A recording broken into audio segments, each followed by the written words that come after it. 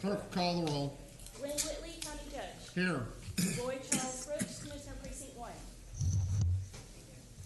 Devin Allen, Commissioner Precinct 2. Here. Gary Figgis, Commissioner Precinct 3. Here. J.D. Johnson, Commissioner Precinct 4. Here. Constitute the quorum. Thank you. Our invocation today will be delivered by our own Chris.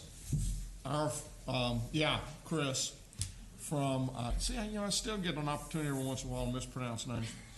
From Tarrant County, our IT chief. And please remain standing after the invocation for our pledges. Morning, Judge, commissioners, and Judge, don't worry about that. It sounds like my name, so I'm here. All right, let's pray. Our Father in heaven, this morning we just want to thank you. God, we are so grateful that we have the opportunity, that, Lord, we have the freedom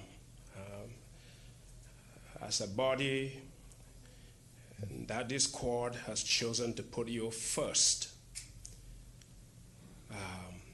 in the order of its business.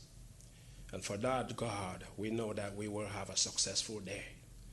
We thank you, Father. We glorify you, we praise you. And we just lift up your name. We lift up the court this morning. We pray this morning, Father, for a county judge, for each of our commissioners by name, and for all of our elected officials and department heads and the guests that will speak here this morning. Father, that you be the one that you speak through each one, and God, that at the end, all the decisions that will be made will go to edify your people, that will go to advance our county. I take a moment this morning to pray, God, for our frontline workers in the face of this pandemic. God, that while there might be worries and concerns and trepidation, we can count on you, God, as a constant. We can count on you, Father, as an anchor. We can count on you, God, as a source of peace. We can count on you, Lord, as the reason why our nation will emerge intact and successful in the face of this once-in-a-lifetime type of peril. Thank you, God, that we can count on you. I just praise you this morning as we pray for our nation, God, as it settles in the light of the difficult political environment. Father, that at the end, God, our leaders are picked by you. And Father, that our nation, we will and we can continue to be the United States of America. And that other nations will continue to look up to our God for leadership. I want to thank you this morning for your goodness. I want to thank you this morning for our county. I want to thank you this morning for our people, for our employees, and the work we all will do today to move forward our county.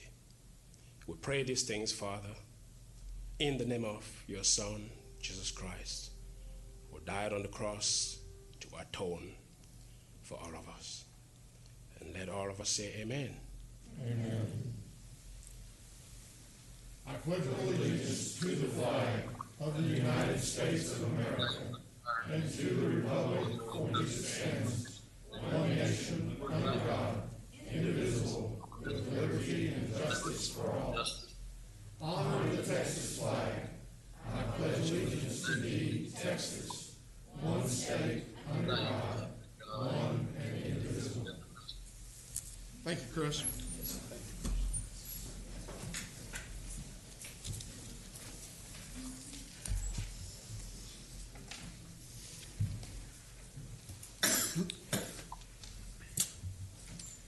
Mr. Manius. Members of the court, we have several announcements as it relates to the agenda this morning. Once again, we're going to be taking items out of order. Once that we move through the initial part of our agenda and we come to the county administrator section, we are then going to go to elections administration and for the canvassing of the votes. After that, we're going to ask Vinny to come forward and make his presentation as it relates to public health. Also, you're going to see something just a little bit different when we get to audience participation. We have a substantial number of audience participation forms where they wanted to make a statement only to be read into the record. I believe we have close to 70 of those. So our office is going to do that, and we're going to team in a group of 3 readers from our office that rotate out a little bit. So you'll be seeing us, and Judge, you'll let us know whenever you're ready for us to do that part of the agenda, and we'll begin that. I don't know we have any others yet, but the 10:15 mark is coming up fairly close on that.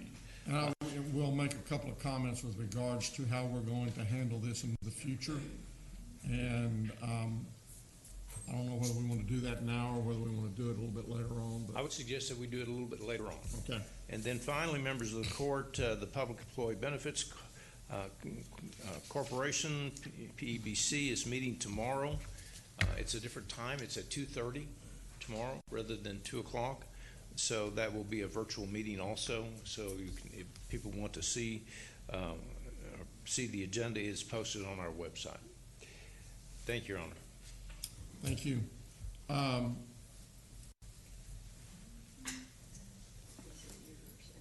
You have before you the minutes of our regular meeting of November the 10th. Move for approval. Second. Second. We have a motion and a second. Please vote. Commissioner Brooks?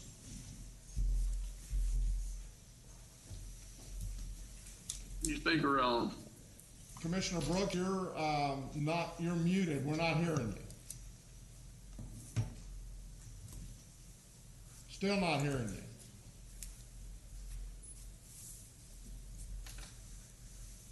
you. Yeah, we're not hearing that either. Okay, so what we'll do, we'll get our IT department a call real quick into Commissioner Brooks' office and bring him online. Okay, but I'm assuming you're okay with the minutes. Commissioner Allen? Yes. Commissioner Johnson? Yes. Motion passes unanimously. Next, we have a couple of awards. And at this time, I'd like to introduce Alan Bristol from the Texas Association of Counties. He's the County Relations Officer, and he's here to present a couple of Best Practice Awards. Thank you, Judge. Welcome. Do you have any preference on order? You just do whatever you want to do. Or you want to save the DA for last, or? No, let's just go ahead and do her. She's busy. She's always busy. She can't be in court, but I'm going to let Sharon explain her program, but as a former prosecutor, I was a prosecutor in Navarro County. I was a county judge later in Navarro County. But I was a prosecutor for the first 10 years of my professional career, and I read her submission, and I thought it was fantastic because, as she can tell you, family violence is a continuing circle, and it just is self-perpetuating, and you have to have some way to break the chain. So if you can identify that early when somebody's just maybe committing a misdemeanor and intervene, then you can maybe break that cycle. So I'm going to let Sharon explain her program more fully, and then we'll give her award.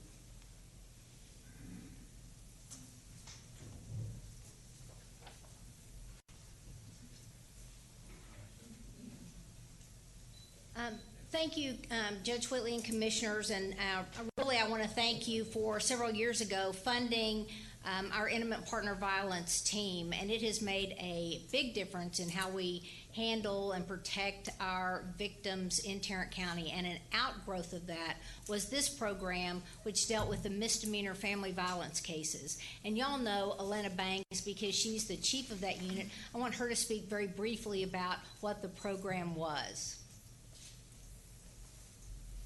Thank you, Sharon. Thank you, commissioners, and thank you so much to the Texas Association of Counties. We identified that the third most highest filed cases in Tarrant County was assault, family violence, misdemeanor cases. And we know that we had to take a better approach to work harder on those cases, make those cases more provable, and try and diminish some of the backlog that was going on. Because just as was said, it's a cycle, and if we don't stop it and we don't intervene, it just continues. The approach that we've taken is to work with our felony prosecutors, our misdemeanor prosecutors, and our very dedicated team of investigators to make sure that we are collecting the evidence that we need to prosecute a case if our victim never wants to cooperate right up front, and to also take the time to communicate with the victim and let them know who we are within 24 to 48 hours of a case being filed with our office. As of today, we have evaluated 1,500 cases. Since this started in April, we have been able to identify 19% of those cases that should have been filed as felonies and make them felonies. We have also identified a number of cases where the individual probably should have never been arrested or charged, and we've been able to make that correct decision as well so that that case doesn't linger along. And we've also been able to work very closely with a lot of the emerging mental health departments in our police agencies to identify some of these issues that are truly a mental health issue.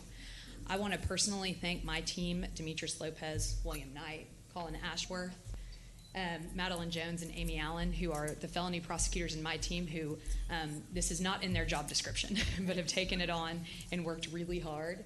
And also our misdemeanor investigators, head by Lester Couch. We have Victor Espinoza, Christine Denmore, and Bryant Thomas, who's also here. And all of the investigators who've worked very hard on this year to make those over 800 contacts with our victims. We are at 76% of reaching our victims within 24 to 48 hours, which is huge for us in the success of our cases. So I want to thank you very much for the opportunity, Sharon, to get the program going and the success that we've seen so far. And our original team, of course, was Atlanta Banks, the Chief of Intimate Partner Violence, Brock Broom, who's the Chief of Intake, and Lester Couch, who's our misdemeanor investigator and also the training investigator for the DA's office. So thank you all for recognizing. Thank you very much for everything that y'all done.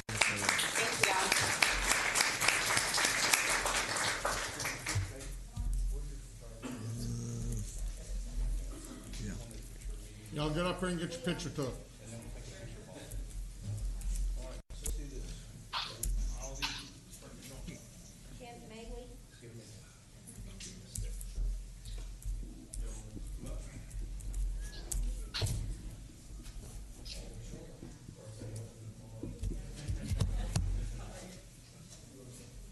Yeah, don't get too close, I bite.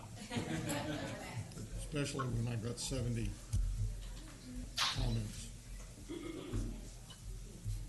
There we go. Okay. Let's get right on in there. Tall ones get to the back, short ones get to the front.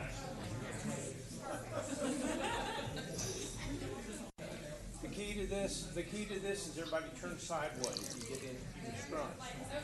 No. The tall guy right here in front of me, go ahead and face straight forward because I missed the opportunity here. Yeah, even that you are not seen at all. I can't see you. You can see it all when you're out right here, so y'all might want to scoot out and y'all scoot out.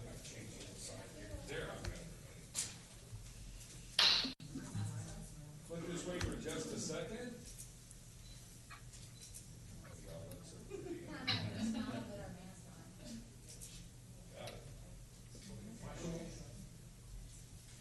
Three flashes.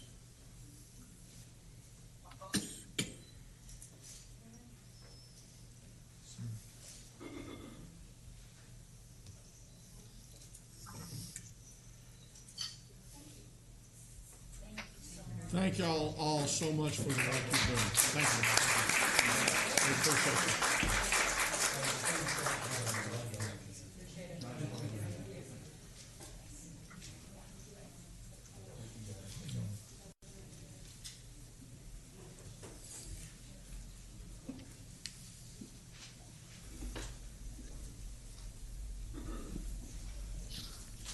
It's great to be mobile. You ought to see him back that thing up. Back it up. He's asked me if I can come over and move some furniture for him this weekend, so. Is anybody here from the clerk's office? Oh, we have a few people. There's We got a Mary contingent? Louise, our county clerk. It's hard to see people without the mask. Well, the next award is for the clerk's office, and it's pandemic related. It has to do with their the way they've been handling marriage licenses.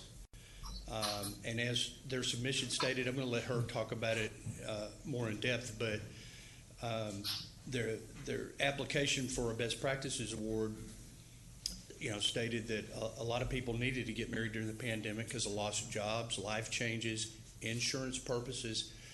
And so she saw that need very early. They got this up and running within, I think, 24 hours of its conception.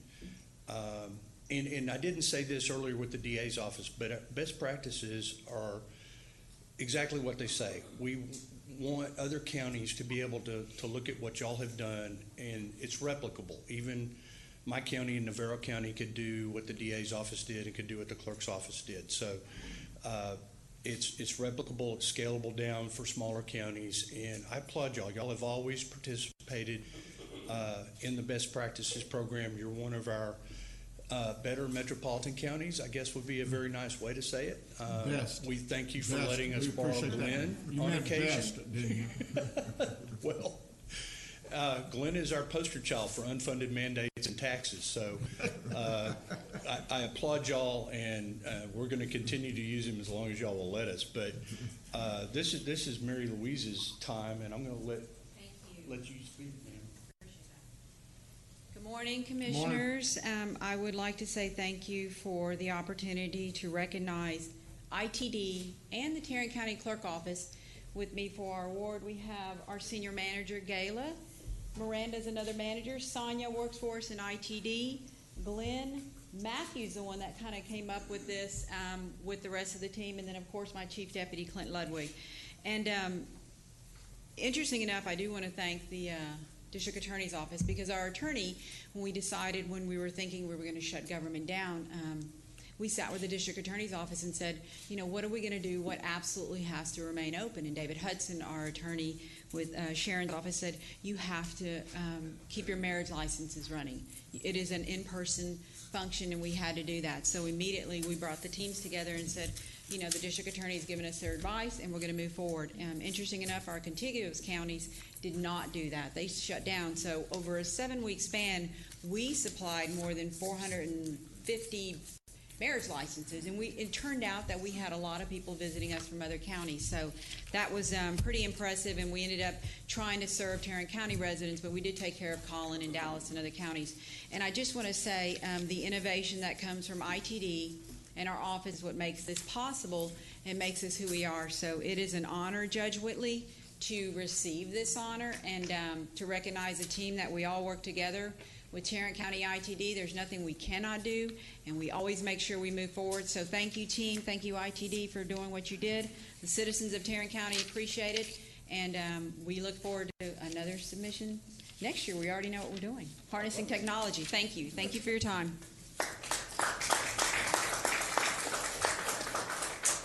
Yes, absolutely.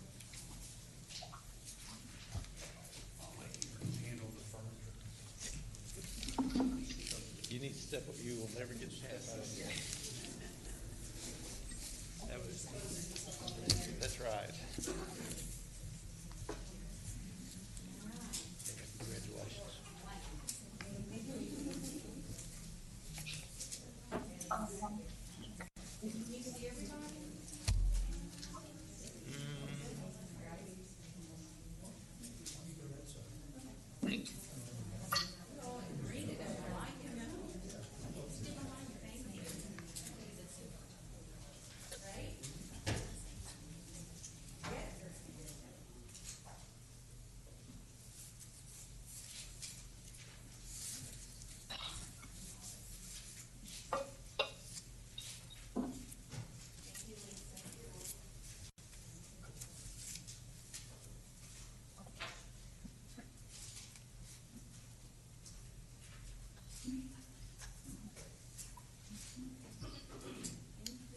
tell them congratulations.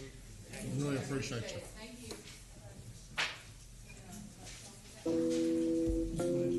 Alan, thank you very much for being here. Be careful, brother.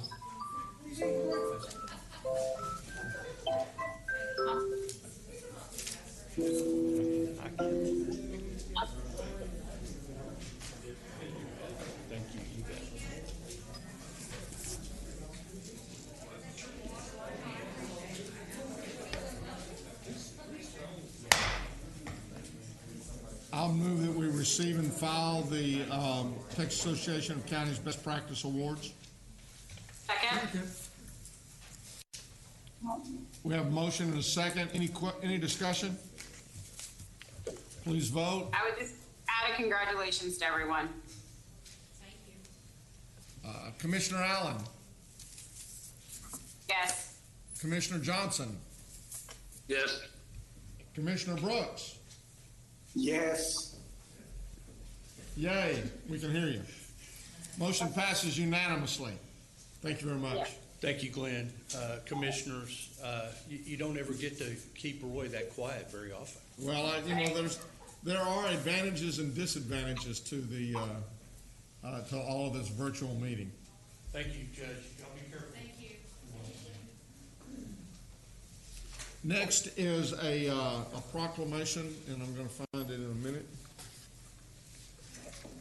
regarding the Small Business Saturday, and that's ratification. So at this time, I'll move approval. Second. We have a motion and a second. Please vote. Commissioner Brooks, Yes. Commissioner Allen, Yes. Commissioner Johnson. Yes. Motion passes unanimously. You have before you the consent agenda. Move approval of the consent agenda? Second. We have a motion and a second. Please vote. Commissioner Brooks, Yes. Commissioner Allen, Yes. Commissioner Johnson. Yes. Motion passes unanimously. Mr. Manius. Your Honor, members of the court, we can now go to item 8E1. This is the Elections Administration section, and I'm going to ask Mr. Garcia to come up and address the court at this time.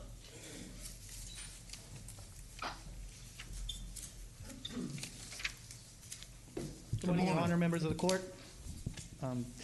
We're here today to request the court canvass and certify the results of the general election held last November 3rd. This is a requirement of the Texas Elections Code, section 67003. And if you have any questions, I'm here for them, but other than that, That's it. Any questions? No questions, but I do just, and I know that some of my colleagues did share their thanks last week. I do just want to reiterate those thanks and really thank everyone for the teamwork, the department heads, other elected officials, election judges, clerks, ballot board members, the party appointed poll watchers. It certainly was a team effort. And I do also want to thank the voters and residents of Tarrant County for their patience. But Hyder, you and your team did a great job. I know that there are some things that we learned and that we'll plan to do different moving forward. But all in all, I just want to express thanks. And I will be calling you a lot less. But I'm sure you're relieved of that. So with that, I move for approval. We have a motion. I think, didn't I hear her? Okay. Do I have a second? Second. Please vote. Commissioner Johnson, Yes. Commissioner Allen, Yes. Commissioner Brooks. Yes. Motion passes unanimously, and Judge Whitley. yes, sir. May I recognize? You bet. I need to leave the meeting at this time. Please ask the clerks to show me as no longer present for the rest of the meeting. Okay, thank you, Roy. Thank you, Glenn. And I did want to, sorry, I meant to announce this at the start of our meeting, but just wanted to share that there are runoff elections throughout the county, specifically in Precinct 2. There are runoff elections for Mansfield ISD, Place 7, City of Arlington, District 7, City of Mansfield, the mayoral race, as well as City Council Place 2. So for Precinct 2 residents, please be prepared to go out and make your voice heard in the runoff election. Early voting starts November 23rd, and election day is December 4th. That's right. Tyler, would you like to make some additional comments regarding that? Yeah, I thought there would be questions. So before I leave, I do want to also join those thank you words that you had last week for every department head in Tarrant County. Not just the ones who sent all the staff there to help us, but also the ones who understood you can't send staff or, you're on the ballot. We appreciate it, but thank you. So everyone who stepped up and did something to help us, I think it says a lot about Tarrant County. Nobody said this is elections or this is another department. Everybody said this is Tarrant County, and we're going to get it right, and we're going to do whatever it takes. We are in debt to everyone in this county, so feel free, every other department head, if you ever need anything, we'll be there to help you guys because you were there for us. And I know that a lot of people did put people out. Again, I'm going to say, Tom, I certainly want to thank you. You had over 40 people that were working there. I know Mary Louise, Sharon. There were just a lot of folks who, when the call went out that we needed volunteers, you stepped up. The people in elections, I mean, their employees were there, and you get there 7, 8, 9 o'clock at night, they were still there. And folks just did an outstanding job. And I couldn't, as I said last week, I could not have been prouder of everybody who worked in that process, the volunteers, the ballot board members. It was extremely obvious to me that they were there for, one, to make sure that to keep and maintain the integrity of that election, and to make sure that every vote was there that was counted, that needed to be counted. And there were some that were rejected, but when there were rejections, again, I never heard, that's the parties, and that's where the parties come to play and come into play. And there was, they worked very well together. And as I was commenting to someone last night, when I would walk up to one of those tables or see one of those tables where they were doing that, I could not have told you who the Republican or the Democrat was. They worked very closely together, very well together, again, with the intent of every valid ballot will be counted, and we're going to maintain the integrity of that ballot throughout the process. And your employees were there to help and to answer any questions that anybody had in order to make that happen. So, and then one last thing, we as we close this one, there's a lot of this happens because of the staff of elections. Their integrity, their professionalism is just something that makes me proud to have them let me be part of their team. And this particular election was the last one for someone who's been with us for 32 years, Jermaine Bouldridge. And so I just wanted to have some goodbye words and thanking her for 32 years of sticking with us, making the county better, and knowing that she could have done this earlier, saying, I'll stick with you guys till the end until we get through 2020. So thank you, Jermaine. Now, about the runoffs, do you want to say anything else? I mean, Commissioner Allen has mentioned a couple of them, but we have, what, a total of 8 or 9 runoffs? We have 6, 7 runoffs. Keller, Arlington, Mansfield, White Settlement, a couple of ISDs. They will be on December 8th. Early voting will start. I can't remember the date, so you caught me off guard here. We'll be mailing out the ballots pretty soon this week for voters who have annuals. So we are still in the process of wrapping up the 2020 cycle. So to voters, just go to the website and you have the schedule is going to be up, the forms to request the ballots if you need one, and all the information that we usually have there.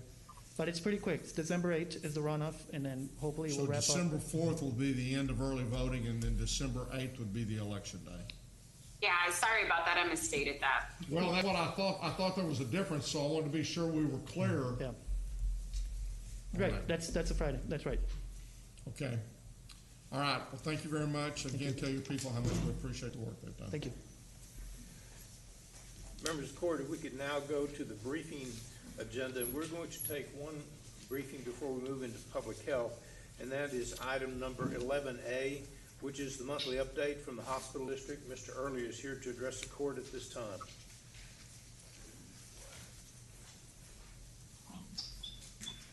Thank you, Mr. Manius. I appreciate it.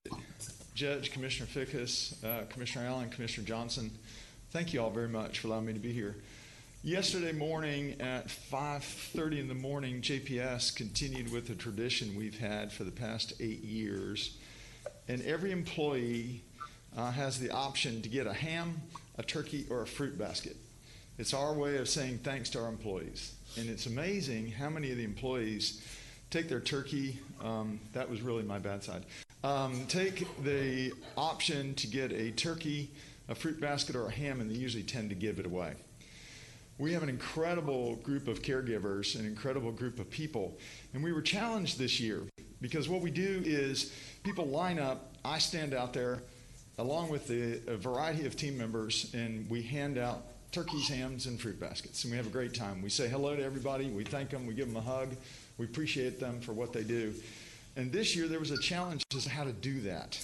Because with COVID, we couldn't. We can't preach what we're preaching. We can't protect as we want to protect and have a function like that.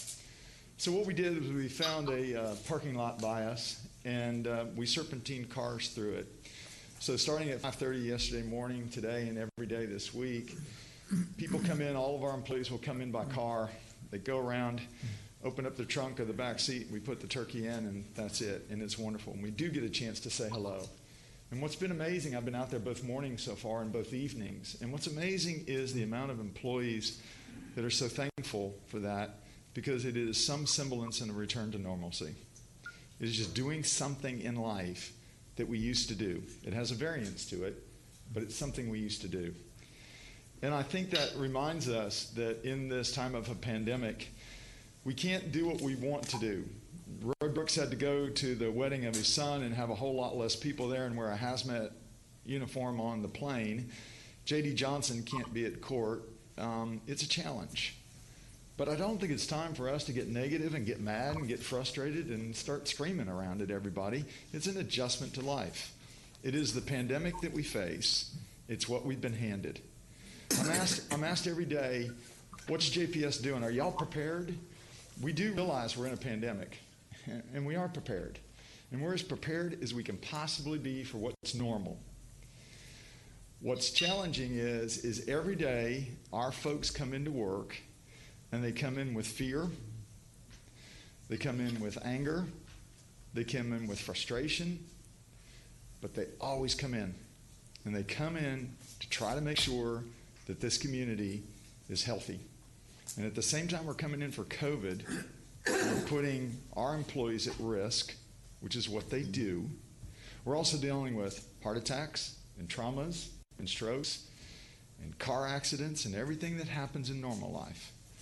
So JPS is prepared, and I think I can speak for my colleagues, because my CEO colleagues and I have become much closer over this in a bond of friendship and professionalism to try to figure out what we're doing at JPS so THR can benefit, and what THR can do to benefit Baylor, and what Baylor can do for Medical City, and what we can do for Cook. It's an amazing camaraderie that we have. So I want you all to know, and the media who's listening and people who are listening on live streaming, we live in an incredible place where you got a healthcare delivery system who is as prepared as possible. What we need more than anything else is partners in the community. I went to the grocery store the other day, and there were people in the grocery store. There's a big sign on the grocery store that says you must wear a mask. And there were people inside the grocery store not wearing masks. There's a woman pushing her baby in a cart without a mask. And we need partners to stay healthy. We need partners to help out. So I don't mean to be on an oration, but you, Judge, have done so much to try to figure out how to keep not only this community safe, but our economy strong. And those thin lines that you have to make in those decisions are incredibly difficult to make. And there's been a heap of pressure placed upon you to make those. And you have now taken on the soccer nation. So Godspeed to you, Glenn Whitley. But in the midst of that, what you and others are trying to do is say, if you will try to stay safe, if you will do the bare minimum, which is maximum, by wearing a mask and social distancing, we can keep businesses open. We can keep an economy strong. But you can't keep it if you're in a level of defiance. And the reason that I give the oration today is because I'm frustrated because we see the patients that come at JPS, and we see the patients that come at JPS and say, this is a hoax. It's really just the flu. This really isn't real. And then they get COVID and they realize, oops, maybe it is real. And it isn't a hoax, and it isn't fake. It is real. And I get to see it every day, unfortunately. But at the same time, I see that every day. I see an incredible amount of people who are coming to work and doing what they need to do. So we're going to do our best at JPS to be as normal as possible in an abnormal world. And we're going to try to do everything we can to keep everybody healthy. Even the ones that think it's not real, we will keep you healthy. And when you come to JPS, we will do everything we can to make you good and make you walk out those doors feeling good about life. So I appreciate what this county does because I get a chance to see it. And I get a chance to work with GK on all the issues he's working with, work with the district attorney's office on all the challenges that we have. I get the chance to work with you. So I'm lucky. And I think in this time of Thanksgiving, yeah, it's not the pandemic I want. It's not what I asked for. I want to see J.D. Johnson again. I want to see him right there. I'm frustrated about that. I'm frustrated about the situation. But I'm going to do everything I can to make that situation as good as I can, and everybody that I know stay healthy. The last thing I want to say is I know that you all have a variety of people here at the county who are going to retire.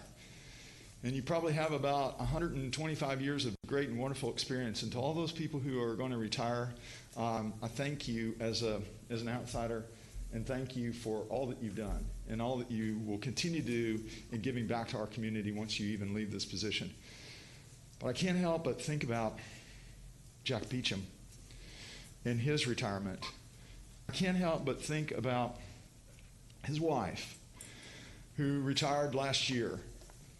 And now she's fearful because Jack's going to retire. So yesterday, we got an application at JPS, and Jack's wife will now start working at JPS because she just can't take what the future holds. So, Judge, if you have any questions, I'm happy to answer them. And any of you all at home, Commissioner Allen, Commissioner Johnson, Commissioner Fickus, I'll be happy to answer them. But I do want y'all to know that JPS is prepared as it can be.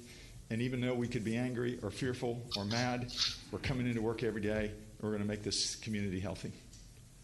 Jack, I'm very hesitant about calling upon you out of your normal order. You do realize that this means he's going to have the last word, and otherwise you might have ended up with the last word.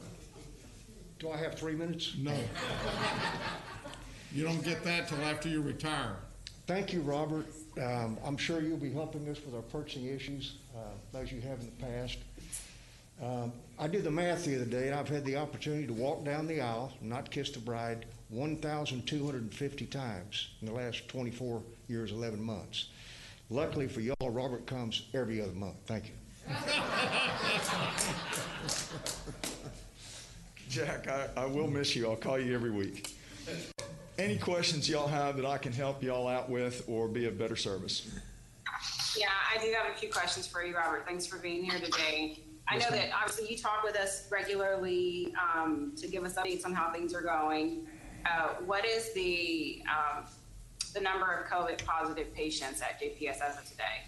80 hospitalized patients, and that number 80, and for the community and others that may not know, I give briefings to the commissioners once a week and keep you all updated. And Commissioner, as you well know, that unfortunately is up from last week when I talked to you and up from the week before when I talked to you.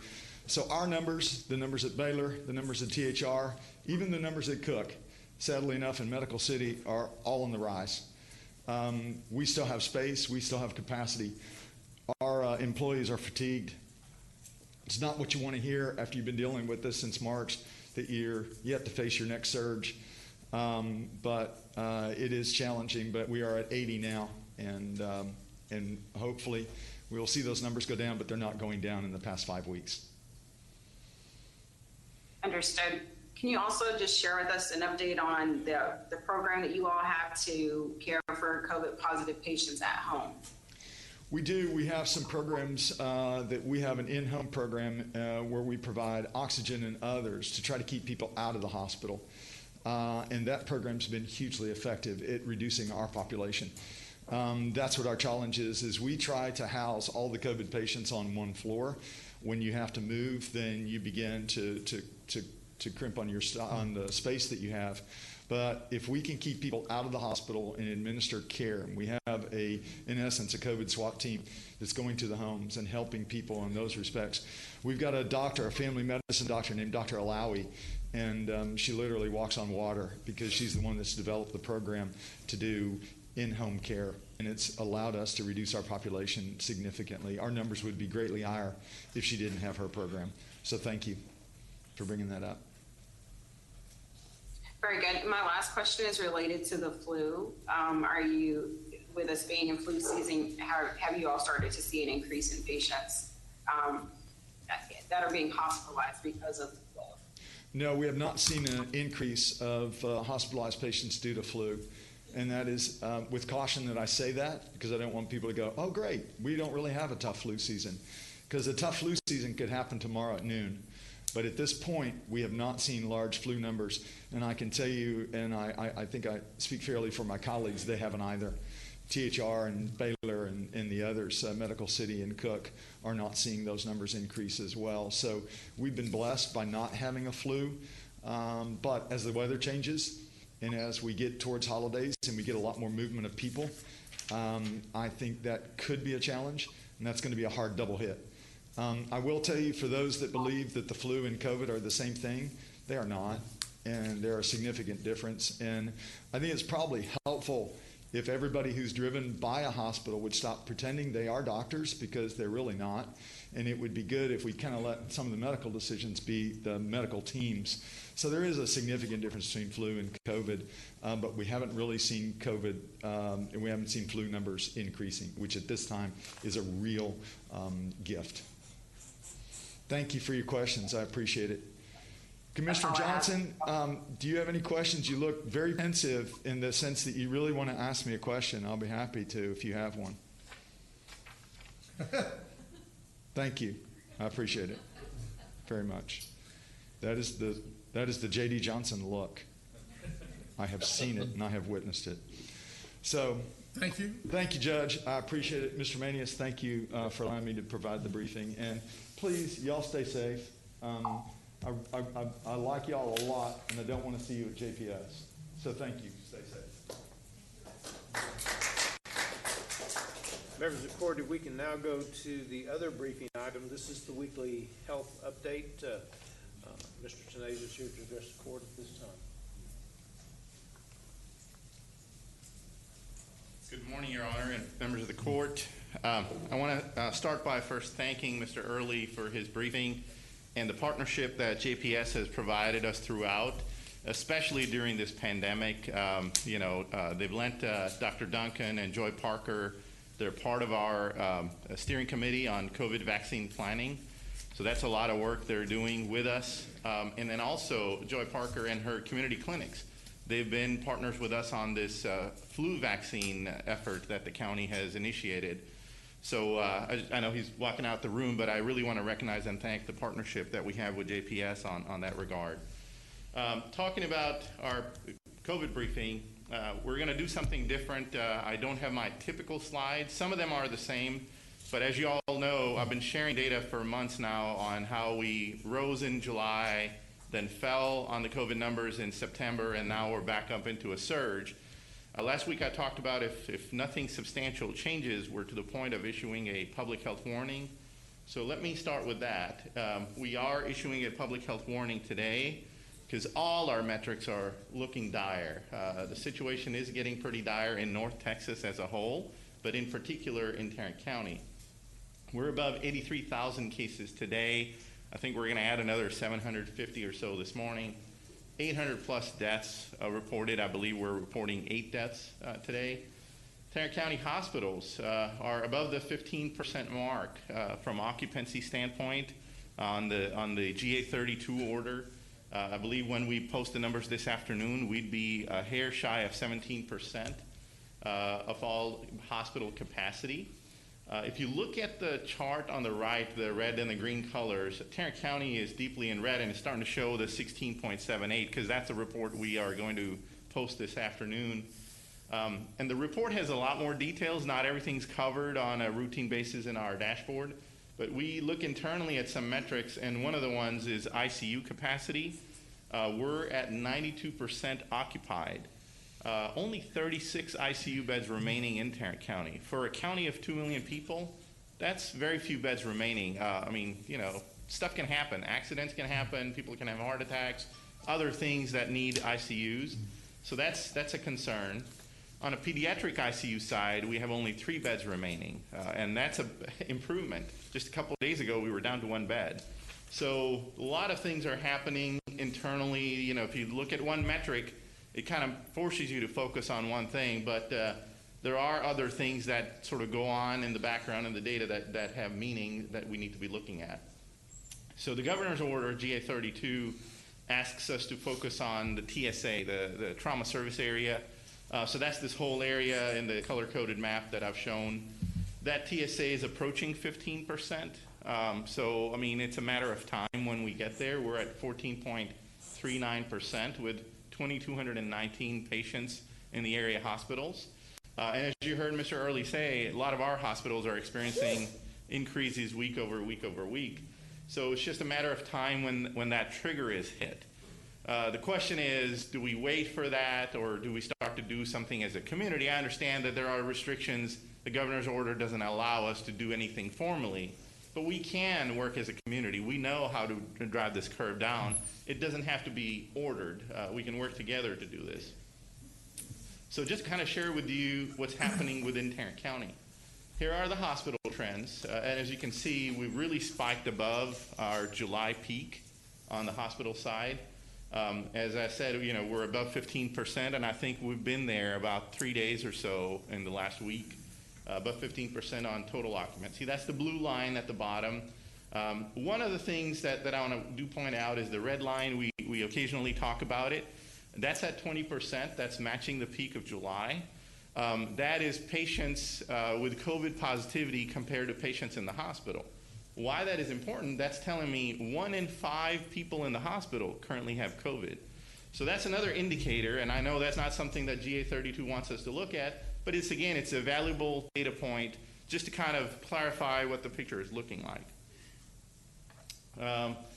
Epi curve on what's happening with our case trends. I do want to point out both charts, whether you look at it by specimen collection week, which documents how the outbreak has been progressing in the community, or you look at just by raw numbers of cases being reported, both are showing a significant spike. From a reporting standpoint, I think last week we reported close to 8,300 cases.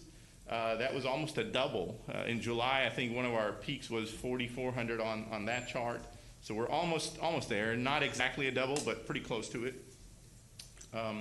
Positivity rate has been rising significantly. We're at 16% positivity rate. So that's a lot. And then our death data is starting to climb. It's not as harsh of a spike as we saw back in July. But, you know, with a surge ongoing, we do expect the numbers to slowly rise as we move along. As we plot deaths on the date of death, 2 or 3 weeks ago, we had 28 deaths on that week. And again, a lot of this data is very delayed, so I caution that death data is not a timely indicator. It's just a look back at what has happened. So it takes a while to plot this data and get everything cleaned up. So COVID-like illness, again, is spiking. We thought we had a plateau there for a while, but it broke through to the upside. We're approaching the July peak on that indicator as well. I think we're at like 6.9%, I believe, almost 7. And then the blue line at the bottom is the influenza-like illness. It is flu season, so seasonally we're starting to see some increases, but it's at 1%. So it's double our low, what we saw in the summer. We were like at 0.4. But it's not significant enough because if you see on the left, in the peak of the season, it does approach 7, 8, 9%, sometimes 10%, and that's when you see a lot of flu activity. So right now, we're sort of slow to rise on the flu, and we like it that way because we've got a COVID problem to contend with right now. So what should we do? There's not something, we can mandate in the community or order the community because there are restrictions in play. The governor's order is asking us to wait, and there's automatic triggers built into the order. When the TSA reaches 15% and stays there for about a week, automatically some things are going to start to trigger about, capacity at restaurants and capacity at businesses. But again, we can do things together, and that's why the Public Health Department is talking about a Protect Tarrant County plan. And again, it's a non-binding guidance. We're not issuing any kind of a order. We're not asking you all to take any kind of a executive order measure. But we know, our community knows, we've done this together several times during this pandemic. We've pushed down the curve, we've bent it. So let's work together again to bend this curve. Again, there are actions for the public that we need to do, actions for businesses and actions for schools. So let me sort of break it down in those three areas. Before you go there, Vinny, I have a quick question for you. You made the comment that once the trauma service centers or area hits 15% and it stays for 7 days straight, it triggers some additional restrictions. Those restrictions, are those the ones that are promulgated through the governor's order? Yes. So those will be triggered because of what the governor's order has indicated and mandated? Yes, sir. In his order, I believe he has mentioned that if a trauma service area reaches 15% and stays there for 7 days, there are automatic rollbacks on the reopening plan. So those trigger regardless. We've seen that happen in El Paso, and he mentioned on TV the other day that there are 3 out of the 22 or 27 trauma service areas in Texas that have those automatic triggers already happening. So again, it's kind of like watching paint dry, right? I mean, we know we're heading there. Should we wait for it to happen, or can we work together as a community and not to get to that level? Again, that's the goal, to just find that right balance so we can do this together. Thank you. I guess that went too fast. One other point before we go to that. Yes, sir. Those cutbacks are basically your occupancy cutbacks for businesses, so that when we start listening or talking about lockdowns, what it would be is that right now I think most of the businesses are at 75% occupancy, and it brings them back to a 50% occupancy. Is there a trigger then after that brings them back to the 25? Yeah, I believe so. I'd have to go back and review. There are things in there that I think they're already hitting. So I know that from a occupancy standpoint, total occupancy, we're at 85% or above. So that's triggering the 15% reserve requirement.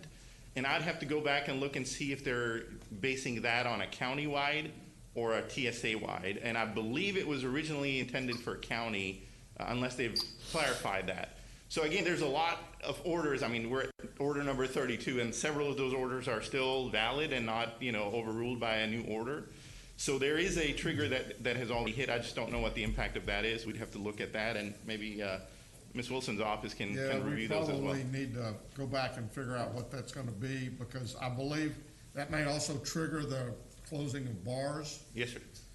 I'd like to see if it triggers the closing of the loopholes that are allowing bars to become restaurants. We'll take a look at that, Judge, before we get back to you. Okay, I'm trying to You might want to make it pretty quick, because we may be there before we know it. Yes, sir. Absolutely right. I mean, this thing's going fast. So again, actions for public. Let me repeat it. This is not a mandate. This is an advisory. We're really asking for the public to help us. I implore our public to work with us in Tarrant County, because we're leading North Texas, unfortunately, in the COVID surge. So again, this is a stay-at-home advisory. What that means is that essential visits only. If you're going to work, we understand. You got to put food on the table. You're going to school, we understand. Education is critical. Medical visits, pharmacy visits, grocery visits. Again, try to do online ordering and pick up on curbside instead of going into the grocery store. But yes, grocery visits are important. Support our restaurants. Go get takeout food and get deliveries. So all of those are, essential in our view, can be done safely. Again, this is to avoid getting to a level of where we can't do those things safely. Always wear a mask when around other people and maintain a 6-foot distance. Again and again, more and more data is coming out that these masks are working.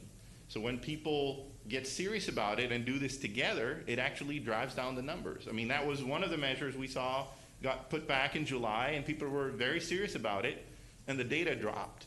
And then as people got fatigued of that and started to talk about not wearing masks, and we're seeing adherence go down, well, the numbers are rising. So what else evidence do we need? I mean, it's very obvious in our own data. Avoid gather. Yes, sir. One other thing I would add, I mean, I look over that, and we've been talking about this for, all at least the past week. I know that some of, the churches, for example, where we have no control, for the most part, they have been leaders throughout this process. Many of them have gone to totally virtual meetings. I know that some went there, and then, for example, in our church, I know that they're now conducting their 8:30 service, but, they're doing things which I think are, again, demonstrating responsibility in what is tough situations, but like they'll take reservations. I know one church, I think Broadway has, where they're doing like 6 to 8% of what their occupancy is for their sanctuary. So they may have 80 people in a sanctuary that'll hold 1,500 people. They're doing temperature checks. Now I know that not all can, but the temperature checks, the questions that they're asking, the reservations for coming in. Yes, I hope that the older adults, I hope anybody with an underlying health condition will choose to stay home and watch it virtually. But I know that for some folks, depending on denominations, depending on religions, it's very, very important for some of them to feel like they're in that sanctuary, and I understand that my preference, and my wife and I have stayed at home.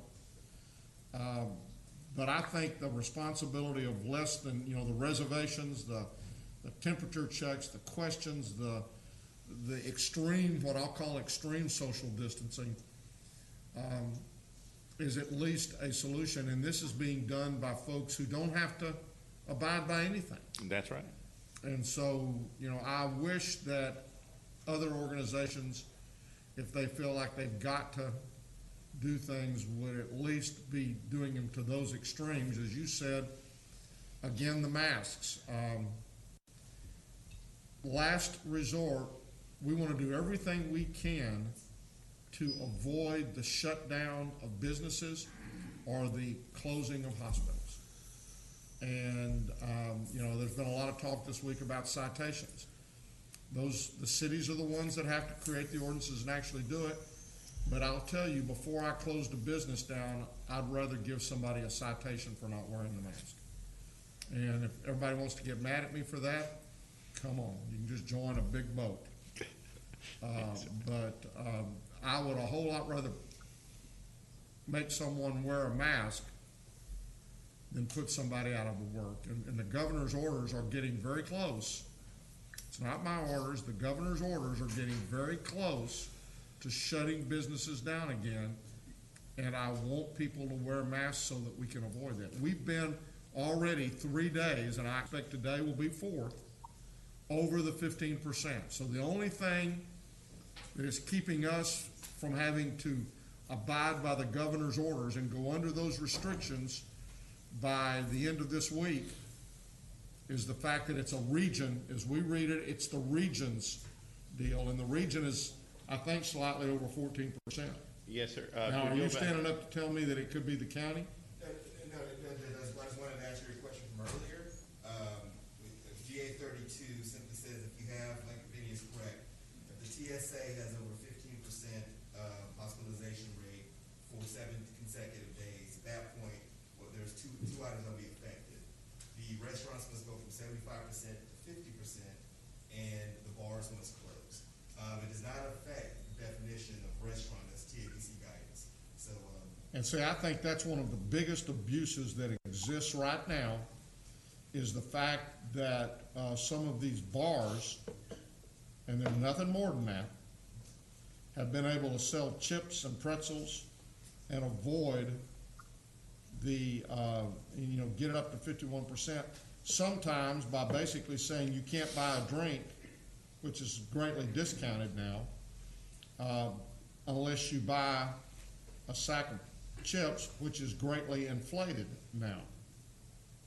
Yeah, and that won't change unless the Chris, if you could go to the back mic, please. Oh, sorry. Thank you.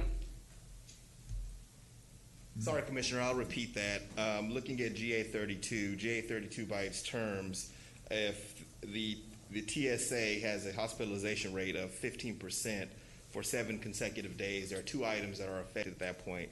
The restaurants that are now operating under 75% must roll back to 50% occupancy, and the bars must close at that point. I was telling the judge that it does not affect the definition of restaurant. That's a TABC guideline, and so GA32 doesn't play with that definition. That is an item that must be looked at by the TABC. And those are the governor's orders that are triggered by this, not anything locally. It's the governor's orders. Yes, sir, absolutely. The governor's orders in and of itself right now, GA32 has those automatic triggers until it's changed. Is there another trigger after the 15% for 7 days? As of right now, there is not a, like going below the 50%, like a 25% or anything like that. So it would operate under the 50% until we heard something else from the governor's office. I know there's also been a lot of conversations about the fact that supposedly I had meetings with or conversations with the governor. Just to be clear, I called the governor's chief of staff last week. He indicated, I asked that we possibly get together and have a discussion regarding what the next steps were. I have yet to hear back from either the chief of staff or the governor. So I have no meetings set, no calls on the schedule. Thank you. Thank you. So one thing I do ask is if you could review, Chris, is we are at or above 85% total hospitalizations. So that triggers the 15% reserve requirement. And I don't know what impact that is. It may be limited to what hospitals may or may not be able to do. But again, that's something to watch out for because we have gone above that. And my recollection of that is that was by county, not by TSA, but I could be recollecting it wrong. So if you could look at that, it's a few orders before this. Okay, back to where we were. So again, avoid all indoor gatherings. That's the message. And numbers are there. I mean, different people have used different numbers. We've looked across. A lot of places are starting to use the indoor gathering of 6. Outdoor gathering above 10. Some places are just using a flat outdoor gathering above 10. This is guidance only, not required. But again, if people can avoid indoor and outdoor gatherings, that's a good thing because it's a person-to-person illness. So more people we pull together, very likely we're going to have somebody who ends up being a positive case. So again, avoid indoor dining. I mean, this is not mandated, but some of the common sense things that we know. We looked at national data. CDC came out and said in the recent few weeks, they've looked at the data in this surge, and people had 41% of the people being positive of COVID had at least one indoor dining experience over the previous 2 weeks. That doesn't necessarily mean that the indoor dining triggered that COVID case, but it does tell you it's one of the risk factors that people are mingling together in those settings and likely to, have some issues there. So again, avoid indoor dining. Bars and gyms have been implicated in some, cases and outbreaks and so forth. So same thing. I mean, again, if it can't be ordered, certainly we can encourage the public to avoid those high-risk indoor activities. Sporting events. Again, it brings a lot of people together, and I know a lot of sports teams are trying to do right by the public. They have entry screening programs. They have restrictions in play. But we all know people are people, and they're in a jolly mood when they're at a sporting event. So avoid going where there are large crowds. Again, it can lead to a lot of cases and outbreaks. So avoid going there if you can. Avoid in-person services, like you mentioned earlier, at a church. I mean, if you have to go, we understand, and a lot of churches and religious places have different safety measures in place. But a lot of these services are being delivered online. So for the next few weeks, while we're surging, let's try to go and do this online. Same thing with civic group meetings. I mean, we want people to volunteer and serve their community. It's needed in the time of a pandemic, but let's try to do it virtually instead of meeting in person. Holidays are coming, and I mentioned last week in Tarrant County, our holiday season's at risk. Nationwide, there's been a lot of guidance put out by different state and local health departments. CDC came out with some guidance, and it's allowing for a lot of things, because they're looking at across the country, we're in different places. In Tarrant County, my recommendation would be to celebrate with your immediate family unit. There are going to be people who only get to see their family once a year, and they're going to have visitors.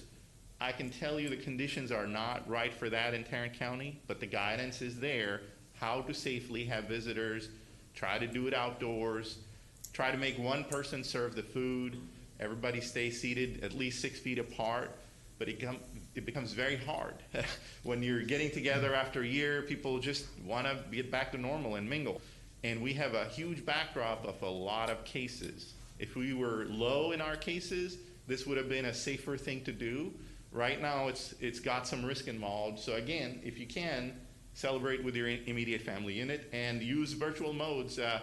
Have people on a Skype or a Zoom call. I know it sounds so awkward, but you got to visit with family. Let's do it online for a little bit, and hopefully we'll have a safer holiday season. Travel is becoming another thing. A lot of people want to travel out of here to go visit family. Recommendation is to avoid all non-essential travel. So if the travel is essential, try to do that bubble strategy, quarantine for 2 weeks before you go somewhere.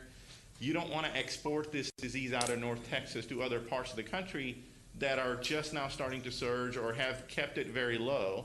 So we want to, unfortunately, keep our disease here and deal with it here and not spread it across. And there are options being provided at airports and other places about testing before travel. They are not 100% foolproof, but it's better than nothing, and I would like for folks to avail of that. So those are the actions for the public, and of course we can go on all day for other things. Let me see if I can get to the next slide, please.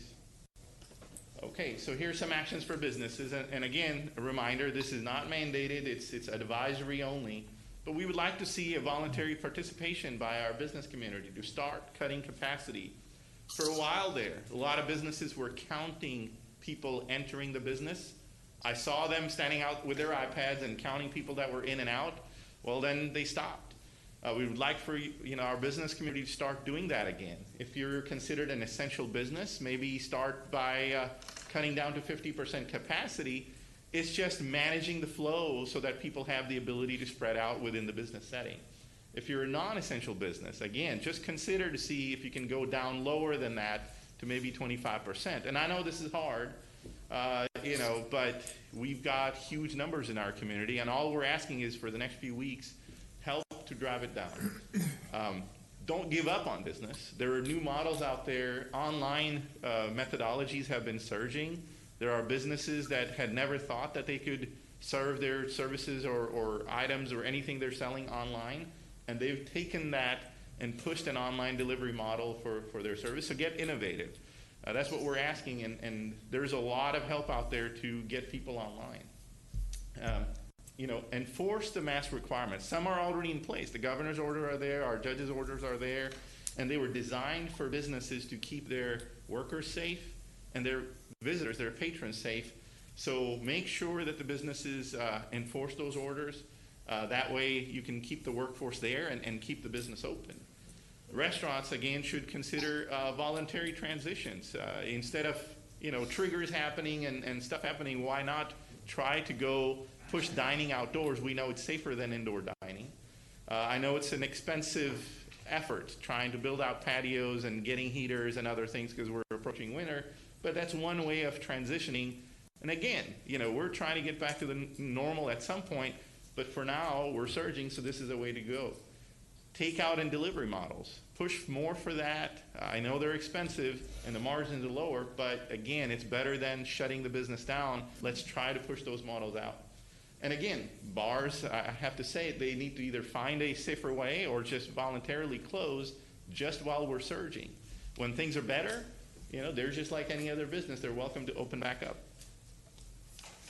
Actions for schools. We've all known that education is critical, but we want people to consider some things. voluntarily shut down sporting events. Education is one thing, but sporting events, especially with crowds there, I know they have to work with the restrictions from UIL, and you know, they're welcome to have those conversations. If it can't be done, can we not have audience presence there? Let the teams play.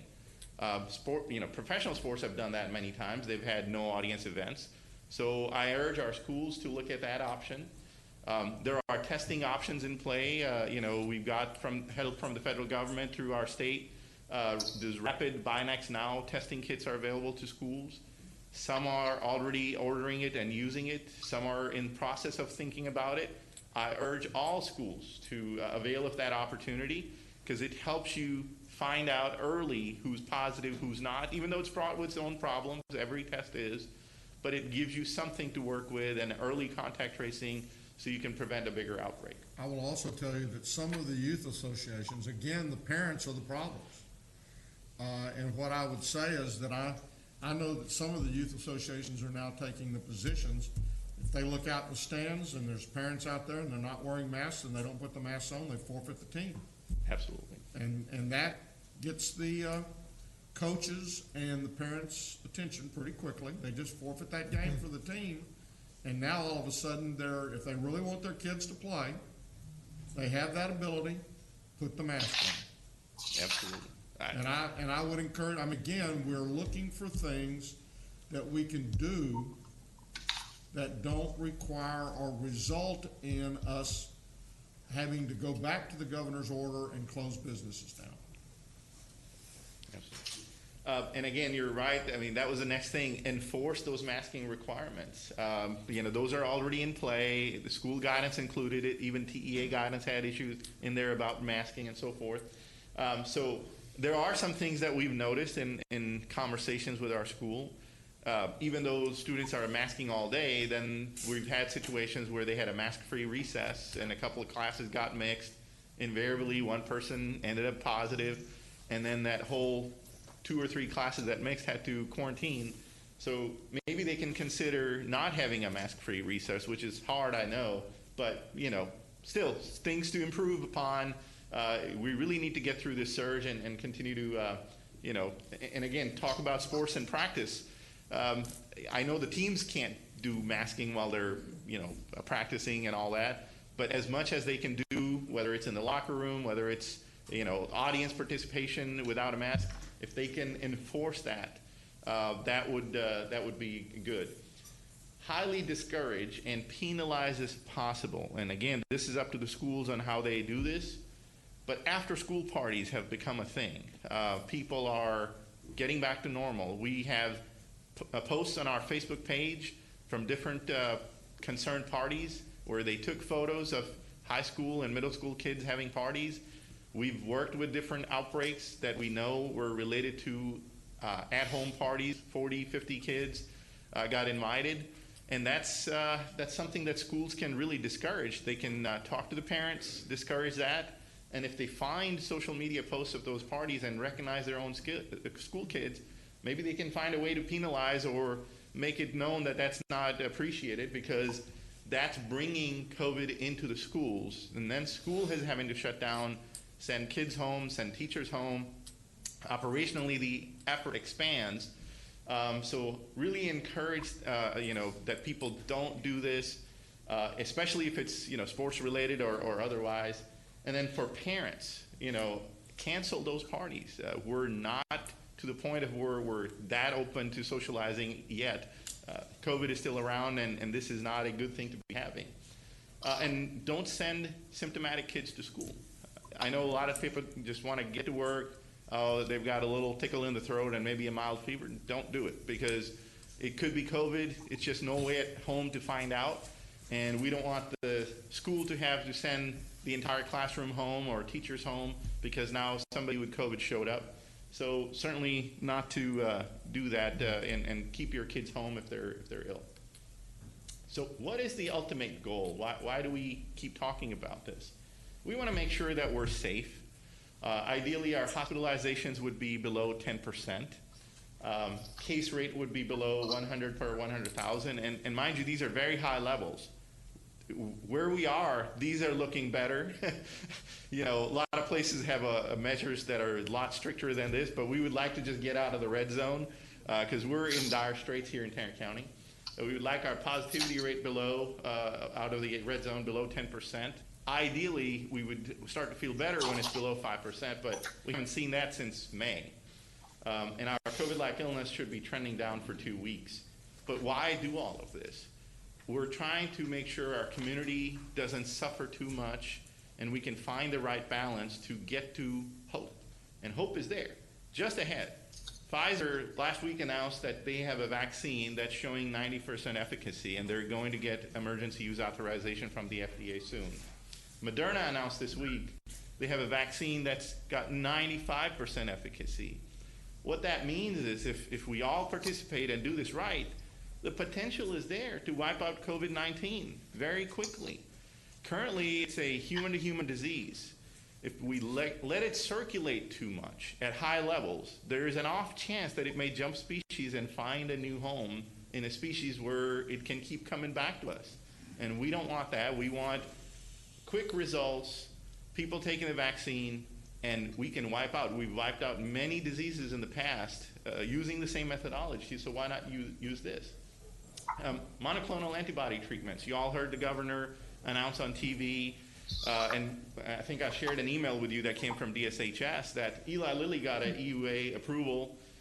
This is the same treatment that the president got, but he got it from a different company, Regeneron, which is expected soon. But it's the same technology, and that is now being distributed across Texas. My understanding is a lot is going to El Paso because they have a huge issue with hospitalizations. But it's designed to keep people from going into the hospital. And then finally, we had an EUA approval of an antiviral treatment, remdesivir. So as you can see, vaccines and therapeutics are being developed very fast, and the hope is there. Pretty soon, we'll have ample supply to get us back to normal. We just need to be patient and do our part to continue to bend the curve, whether it's ordered or by advisory. We know how to bend this curve, and I implore our Tarrant County residents to work with us to bend this curve again. That's all I have, and I'll be happy to answer any questions. Questions? Vinny, you've answered all the questions that I had. I appreciate your thoroughness in your presentation and also in the Protect Tarrant County plan.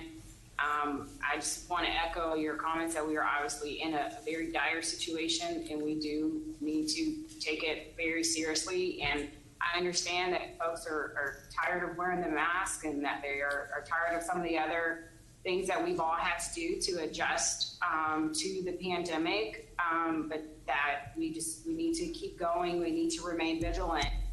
One, so that we can keep our hospitals operating, that hopefully we can keep businesses open, that folks can continue to go to school in person if that's what is best for them and their families. I mean, all the things that you've talked about, but then also that hopefully we can keep more people from getting COVID, and especially more people from losing their lives because of it. So I don't need to go on any more than that, but it's just very important that we're working together as a community. Absolutely, Commissioner. I forgot something that I spoke with Susan Garnett about yesterday. All of these things, they're putting a lot of pressure on our community, whether you're a business holder, whether you're just a person who's pandemic fatigued, whether you're a parent who's sending kids to school, school administration, we're all under stress.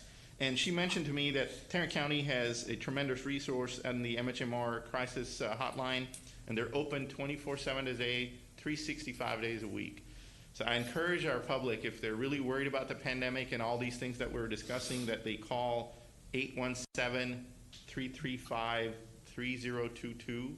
They don't take a break even during the holidays. They're always there. You can even text this number, and they'll respond and work with you to sort of talk you through what is happening. Holidays are stressful enough, and then add on these things that we got to contend with. So I really want people to work with our partners at MHMR and get through the holidays safely, not have any issues. 24/7, and the number is? 817-335-3022. That's their MHMR crisis hotline, but they've got staffing that can surge if needed. Again, it's 24/7, 365 days a week, a year. They don't take a break. You can text the number, you can call the number, and they're very helpful folks.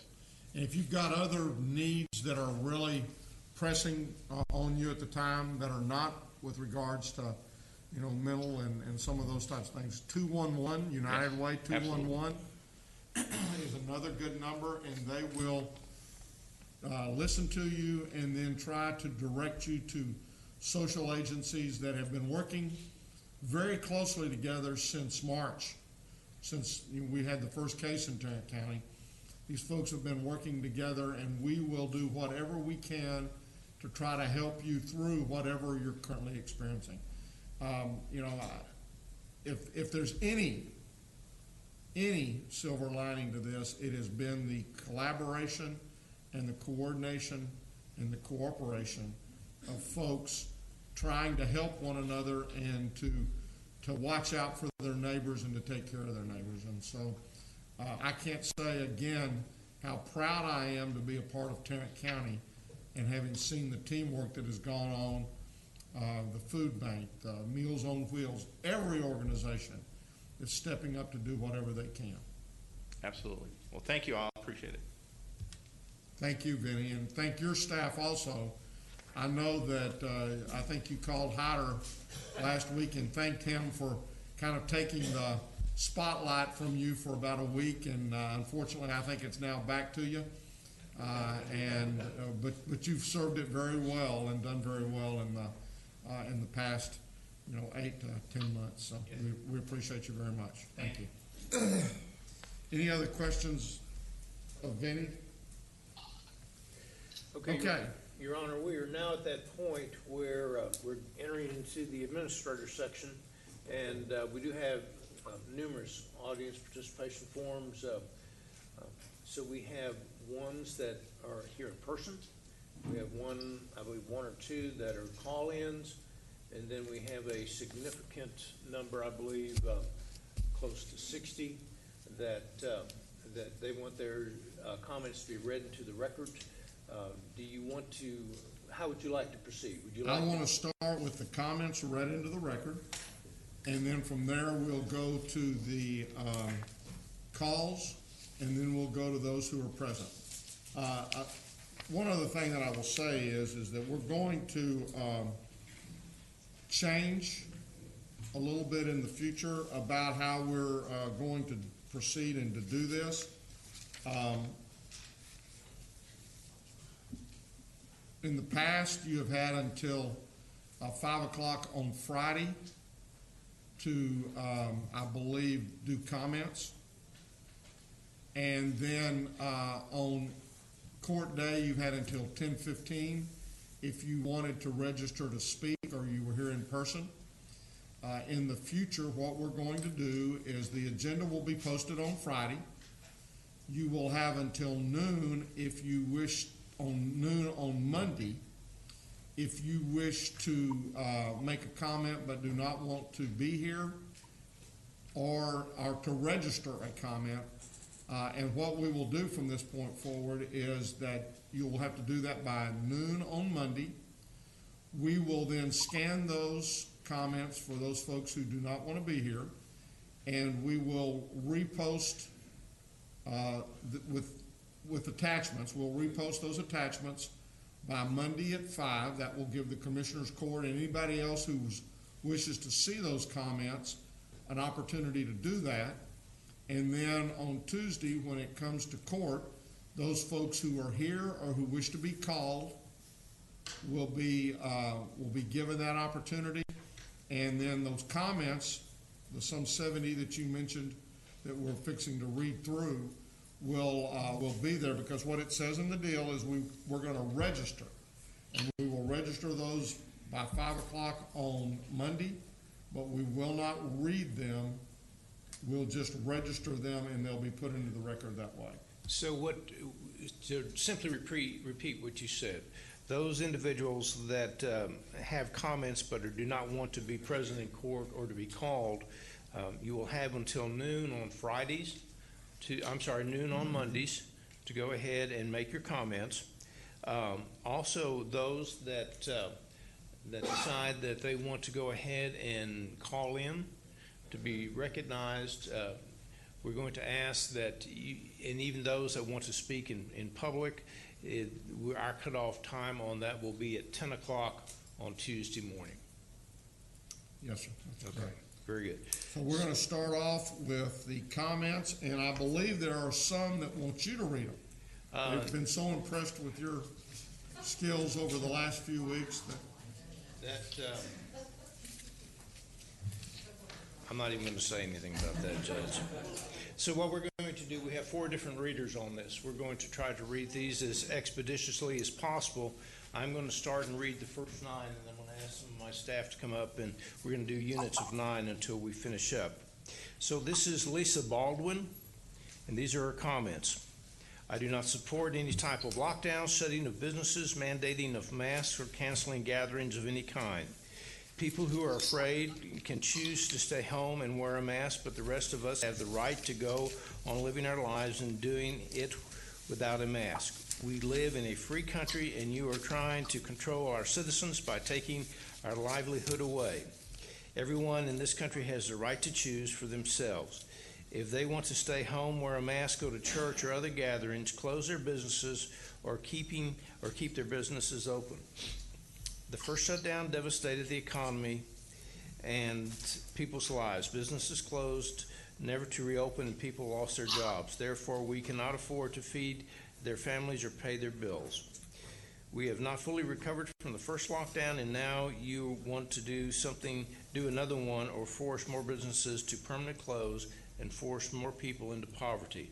This is not the United States of America, and citizens are free to make their own choices.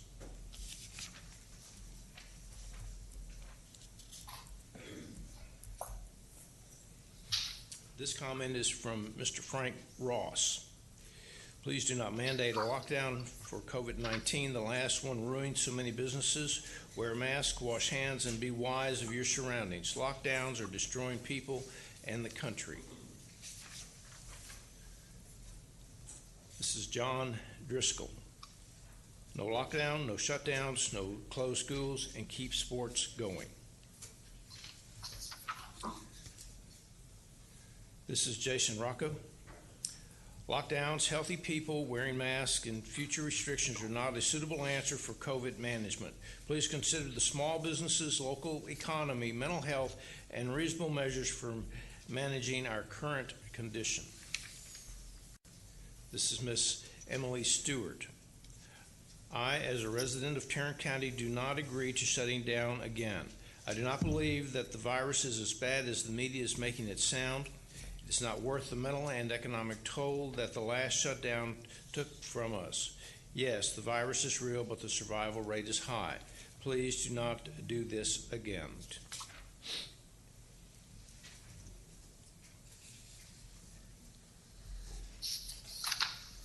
This is from Amy Icu.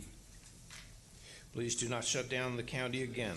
Please lift the mask requirement. This is also hard on small businesses, and it is hard for our mental health. Thank you.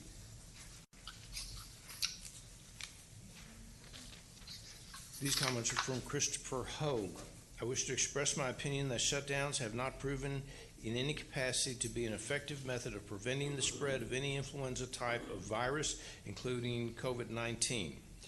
Many countries have tried full or partial shutdowns to prevent or slow the spread, and they have ultimately proven ineffective and have cost these countries tremendously economically. Please do not implement any shutdown of Tarrant County businesses as a method for attempting to slow or stop the spread of COVID-19, as it does not work. This is Jessica Netherton. We have already taken steps to slow the spread. At what point are we going to realize that this virus is here to stay, just like the flu? Then my 9th one, this is from Jareen Buckles. I think that it is apparent that you are considering another shutdown. I implore you to stop. We're going to have another reader. This will be Lisa, if you'll come forward.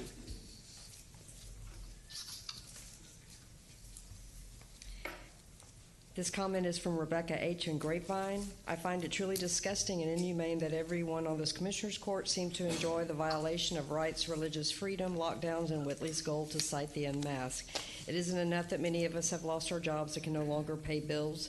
All of us should be ashamed knowing that people are dying in broken hearts and committing suicide due to their entire livelihoods destroyed or because of isolation from loved ones.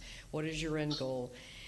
Is it to cover up for the Bill and Melinda Gates Foundation or the Freemason Agenda 21 and Great Reset? We know you are aware of the depopulation agenda. Please tell us which of your children or grandchildren you were fine with losing.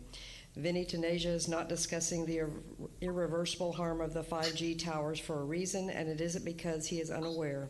He knows, just as this court does, that ingredients in a flu and upcoming fraud virus vaccine will have devastating effects on our DNA, and 5G will exacerbate it.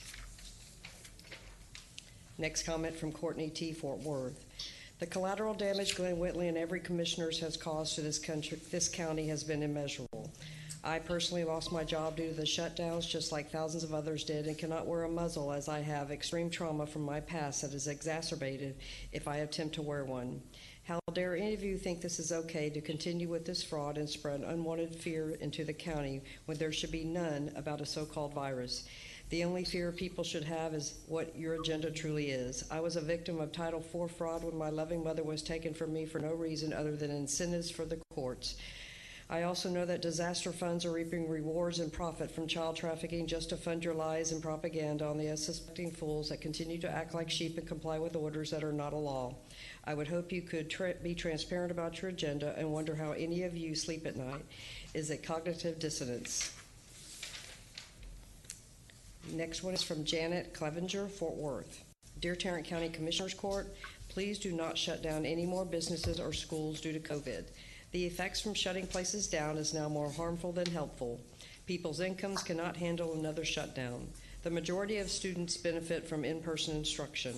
Depression and abuse have resulted from loss of jobs and shelter in place. People in nursing homes deserve to get to see their loved ones during their final stages of life. Next, from Catherine Tobler, Fort Worth.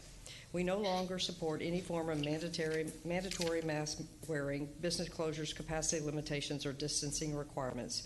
COVID-19 data has proven the disease to have a 99.9% survival rate, so despite its presence in our communities, it is no longer should be a public health concern that requires mandates and restrictions on our daily lives. Much like the flu, RSV, or any other common cold illness circulates more heavily during the fall and winter, so it is no surprise that COVID-19 behaves the same. Individuals should be encouraged to act responsibly, monitor their symptoms, and stay at home when necessary, but this virus does not pose such a high threat to society that we must be told what to do. We can do it and where.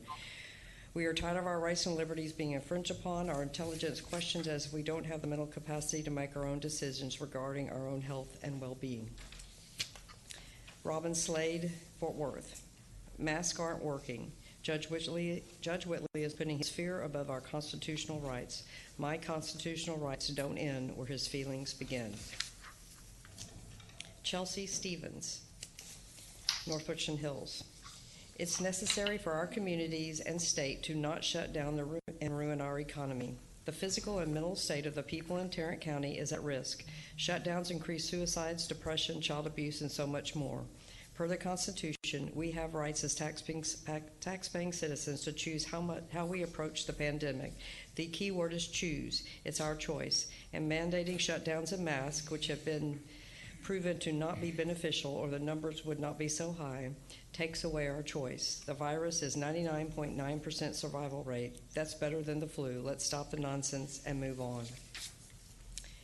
Jared Syens, Fort Worth. Please do not shut down businesses for COVID. The death rate is very low and does not support the quarantines and lockdowns. It is just like a flu. We should have the right to choose if we stay inside and or wear masks. Shutting down businesses makes more people suffer than COVID. It is our individual rights as Americans according to the Constitution and its amendments. Matthew Bates, Haltom City. I am a small business owner and I'm responsible for the livelihoods of 18 employees. I have seen firsthand the real mental and emotional effects of isolating them from their families, friends, and coworkers. We do not support further economy-destroying measures or mandates. We do not support further mental and emotional torture on our employees or any citizen for that matter. We do not support the mandating of mass shutting down businesses, locking people in their homes, canceling private gatherings, canceling or limiting in any way Thanksgiving or Christmas participation. We especially do not support preventing anyone from attending church. And my final one is Edward Michael Evans, Lake Worth.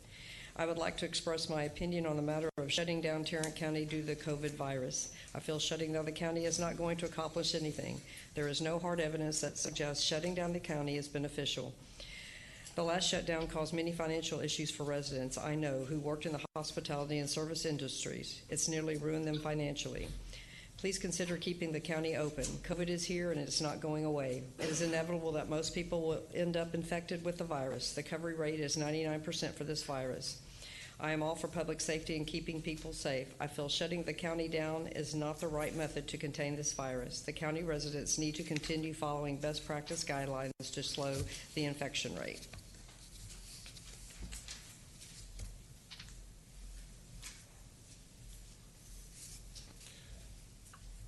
Elizabeth Caballero, Hazel. We do not want to shut down. This virus will never go away. It has a 99% survival rate. Shutdowns will kill anyone's job who still has one. You will create more depression, joblessness, and homelessness. You should be free to live our lives. We cannot be jailed to our homes without work for a flu. Not every worker can work from home. Small businesses will not survive another lockdown. My children are not scared of coronavirus.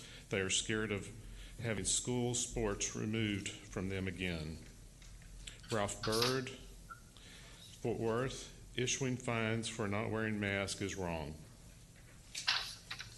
Shelby Cook, Grapevine, I would like to express that my household is not in favor of shutdowns. Mark this opinion is also coming from a pregnant woman who has had family members personally experience COVID-19. I believe the shutdown ultimately do more harm than good. Our small businesses will not survive another shutdown. Our children need the interaction at school. Those suffering with depression and anxiety need to be able to go out and meet face to face. We need to be encouraging hand washing, boosting the immune system, and living our lives. Why fear a virus with such a successful healing rate? We live through flu each year with no fear and take these same measures into play. Proper hygiene, hand washing, immunity boosting. If you are immune compromised, or in my case, pregnant with a lower immune system, take extra precaution. If you are uncomfortable to go out, by all means, please do what you have to do. Please do not keep healthy people from basic human interaction. Brianna B., cities listed as other. We frequently do business in Flower Mound. If another lockdown were to take place, we would not be able to contribute to the local economy and small businesses that we do. Each time we come, we spend at least $2,000 within the county. Further lockdowns do not prevent cases or death. If they did, this virus would be gone by now. We've been under the executive order for months now. It's not going to work. The largest global study of lockdowns compared with deaths was published in The Lancet, found no association between coercive stringencies and deaths per million. Then there's a long website, but it's at www.thelancet.com. Melissa Martinez, to whom it may concern, I do not feel that it is necessary to shut down our county. We need to stay on course. Reshutting down our county will not, in my opinion, be of any help. This is hard on all people involved, and it hurts our community more than helping by isolating people. Our children need to be able to stay in the classroom. It is not emotionally healthy for them to be in school than out and not knowing what's next. They need to be in the classroom with their peers and able to learn in a classroom setting as they have always done. Please do not shut down our county. Thank you for taking the time and allowing my voice and my concerns.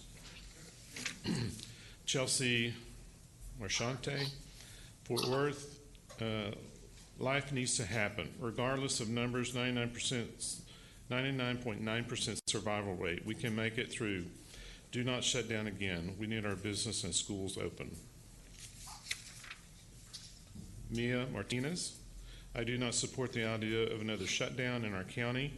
We need community and to be out to keep our immunity strong and built up. Tracy Jenkins, Fort Worth, stop the tyranny. We are free people. We do not want any restrictions forced upon us regarding COVID-19. We were told that this was supposed to last a couple of weeks to slow the spread, and we are now heading into our 9th month of unconstitutional mandated restrictions upon the healthy. Our hospitals are not, nor have they ever been overrun, which was our initial justification for this madness. This is a dangerous disease, but the vulnerable population who are the old and already sick. The median age of those who succumb to it is 78, which is also the median age of seat, and I'm assuming that's death, in America, regardless of illness.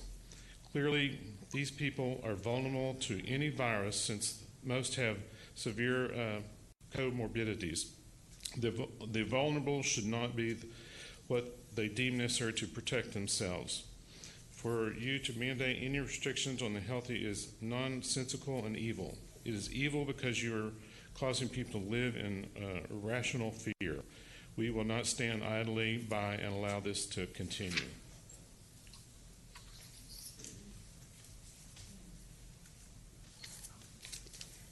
Karen Starnes, Fort Worth. Mandatory masks are tyranny and un-American. It's unconstitutional to mandate anything that can cause harm to citizens. This is a human rights issue and a violation of the First Amendment. Stop this tyrannical behavior now. Masks do not stop viruses. I know so many people who have obediently worn the masks and have gotten COVID anyway. My family, including myself, have medical reasons why wearing a mask affects our health negatively. Our lives matter. If this is about keeping citizens safe and healthy, then you must care about every individual citizen and not penalize those with medical conditions or disabilities. Every citizen should have the freedom to assess risk for themselves and make health decisions for themselves and their children based on their specific health history, religious beliefs, and the scientific data available. You are elected to be servant leaders by the consent of the governed. This is America, and we do not consent. Doug Stewart, North Richland Hills. The science has been very clear. Masks do not work. They have never been an effective way to slow the spread of a virus when used by the public. Social distancing is the most effective way to slow the spread of a virus. A full-scale lockdown also doesn't work because too many businesses are essential. Mari Garcia, Bedford. While a mandated shutdown might help with the spread of COVID, it would also hurt business owners. I believe that having a curfew in place might help a lot more instead. Part of the reason this virus is still spreading is due to people continuing to have large gatherings like Halloween parties, for example. This will get worse with the upcoming holidays. I also believe school districts should go virtual until at least the end of January. Our HEB ISD school nurses are exhausted and the spike in cases and possible contacts is rising. Asia Wall, Fort Worth. Hello, I would like to register my opinion on the idea of future lockdowns in Tarrant County. I feel that the risk of lockdowns outweigh the benefits. We have lost too many businesses in our community and many more that are struggling. I have already attended one funeral this year of someone who committed suicide because the lockdown hurt his business. I know many people who have contracted COVID, but they have all recovered. The survival rate is over 99% for most people. This hysteria surrounding the virus seems outsized in proportion to the response. Thank you for listening to reason and common sense and helping us to preserve stability in our community. Brian Jennings, Watauga. I would like the Commissioner's Court to refrain from imposing any new restrictions on youth sports. We have been playing softball every weekend since May and have not had any issues. This is likely because we play outside and we stay within our own team family groups. Youth sports are important for the mental and physical well-being of young people in Tarrant County. Curtis Connor, North Richland Hills. I hear you may be considering shutting down the county again for COVID. As a business owner that barely made it through the last shutdown and certainly cannot make it through another, I believe it would be a grave mistake to do such a thing. I've had COVID and it sucked just like every other cold or flu I've ever had in my 52 years, but it's absolutely not worth ruining an economy for. Let the left-wing lunatics destroy their countries, but keep Tarrant open, please. Counties, excuse me. Amanda Owen, Fort Worth. We are a family of 6 who own a small business that is our sole income. Going into lockdown will take away our entire income. Government checks aren't enough to cover expenses and feed our family or feed the family of our employee. We don't qualify for any of the business loans we could have gotten prior. I know many families are just like ours and will suffer greater than an illness that has a very high survival rate.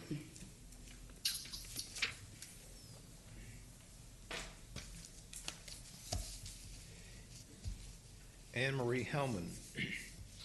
I believe that lockdowns have proven to only cause more damage.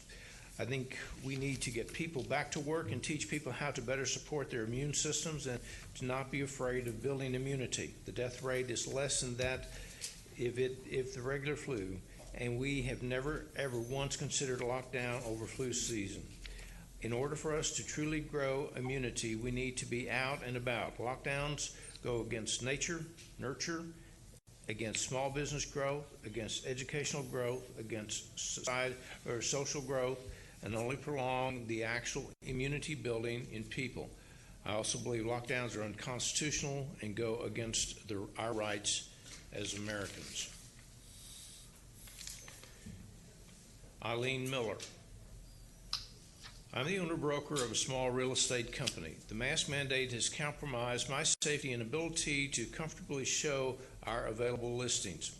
A typical week involves showing properties to complete strangers at vacant properties. I no longer have the same comfort level I had in your mask prior to your mask mandate.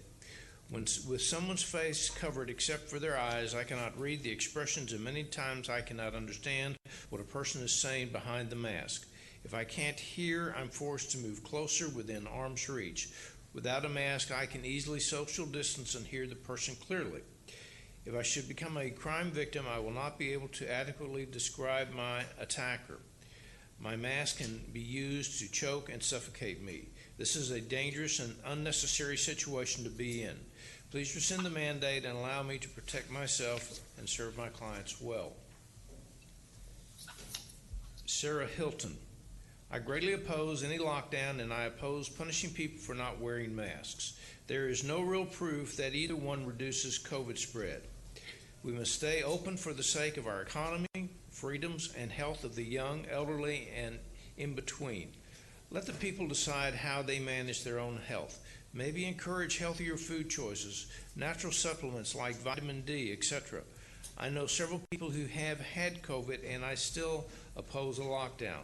Such a huge overreach by government. People are smart and can determine what is best for themselves. Troy Paul. It is sad to say that Texas, which was once thought of as a bastion of freedom and liberty, is no longer such a place. Each of you commissioners and Judge Whitley have contributed your own share to this demise through your continued mask mandate tyranny upon the citizens of Tarrant County. What is next? Will you be imposing a tax upon those of us who desire to breathe free air without a mask on our face? Do you plan to prohibit commerce for those who do not wear a mask? Rather than standing for the individual liberties of each of the citizens of Tarrant County, you have repeatedly chosen to restrict our liberties. None of us was born with a mask on our face, nor a need to wear one on a daily basis. This is not how we were created, or if you prefer, evolved. Our bodies have the ability to fight sickness, yet you choose to play God with other healthy choices and declare that we must wear masks. You have gone too far and should remove this tyranny from our shoulders and cease your plans for more. Emily Stewart. I, a resident of Tarrant County, do not agree to shutting down again. I do not believe that the virus is as bad as the media is making it sound. It is not worth the mental and economic toil that this last shutdown took on us. Yes, The virus is real, but the survival rate is high. Please do not do this to us again. Danielle Beasley. I do not agree with the mandatory masking. It is discriminatory against many people groups, is dehumanizing, and is bad for our health. I have a friend whose son with autism was denied a haircut because he could not wear a mask. The manager said, if your son is so disabled, then I guess you just need to keep him home. This is inhuman. All studies and data prior to COVID-19 stated that masks are not beneficial in preventing the spread of respiratory viruses, even on the CDC. I've read through the studies back to April, and they have since been buried. This feels like an experiment at the people's expense, especially the children. I drive by and see children running laps outside with face masks on. This is not in the name of public health, and this mandate needs to change. Those who believe face masks help should continue to wear them freely. That is their right, as it should be everyone's right, knowing their own personal medical history and doing research as to what is best for them. Tina Holloway. There's no science that suggests the effectiveness of masks. You can actually do your research. If you will actually do your research, you will find that it is quite a bit of science that suggests masks are completely ineffective. Mask wearing should be a choice. If you are sick, elderly, have underlying conditions, it might be your choice to wear a mask. But in no circumstances should healthy people or children be forced to wear a mask. Fines should not be imposed on those choosing to not wear a mask. The mere suggestion by Judge Whitley is tyrannical and ridiculous. The citizens of Tarrant County are very much aware that Whitley is drunk on power and using this pandemic as an excuse to control the public. We know that masks are a symbol of control and compliance. Why we are not China, and we will not act like a communist society. And besides, if masks work so well, why are the cases supposedly spiking?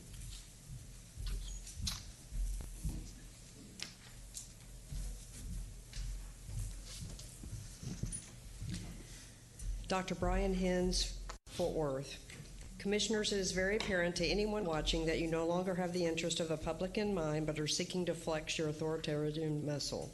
If you were truly after the best interest of the public, you would honestly be evaluating the entire picture of our current situation. Instead, you continue to break both federal and Texas state constitution by overstepping your power and illegally extending mandates. You speak of rising cases, yet nothing of the flat death rates. Texas has a COVID death rate of 0.18%, 20,110 deaths statewide as I write this. Meanwhile, obesity in Texas has risen 5% since 2018, diabetes 6%, and cancer surges. You claim to have the health of the public in mind, so why no mandates to correct these mostly preventable problems? Why no exercise mandates? Why not prohibit tobacco sales and fast food and sugar? Until you can answer that, you are frauds. Vinny and commissioners, this is how you improve public health. Quit practicing health care. You are no good at it.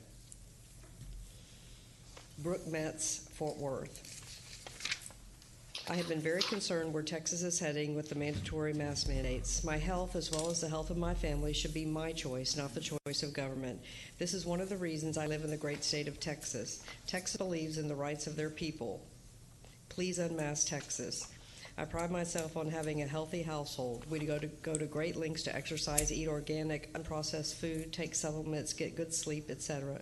My family and I have not curtailed our outings, restaurant dining, shopping, visiting with friends, or attending functions of over 10 people.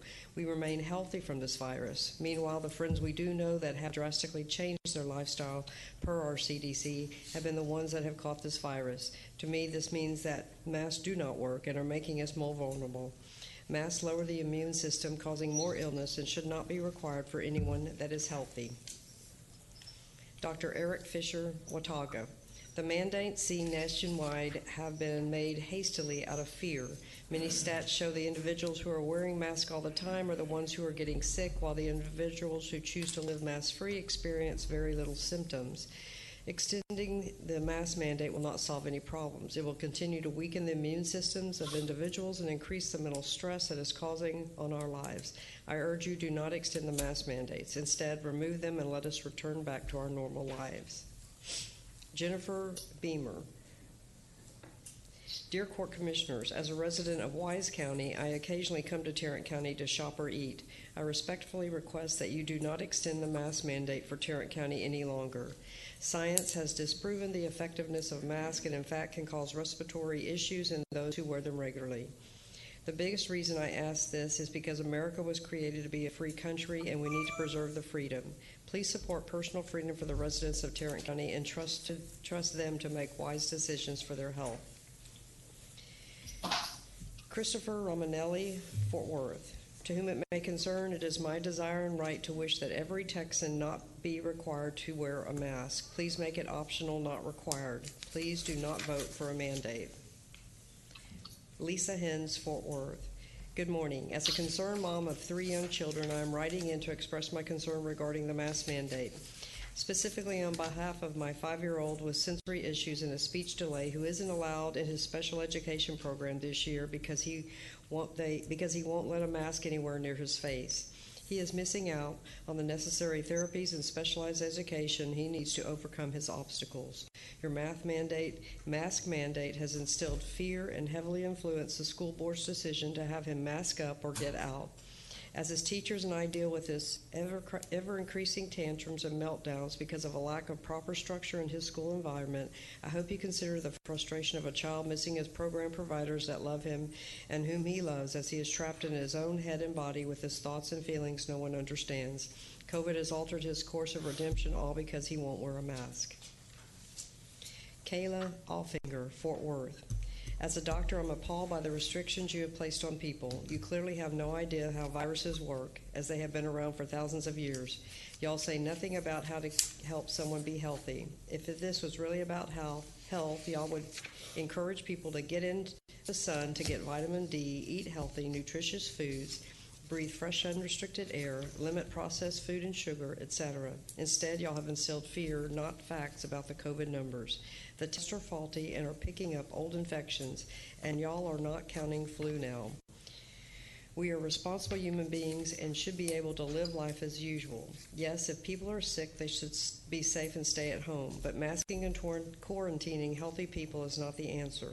The mask mandates are also ridiculous, especially on kids, as masks do nothing to stop viruses, but they can cause harm to them.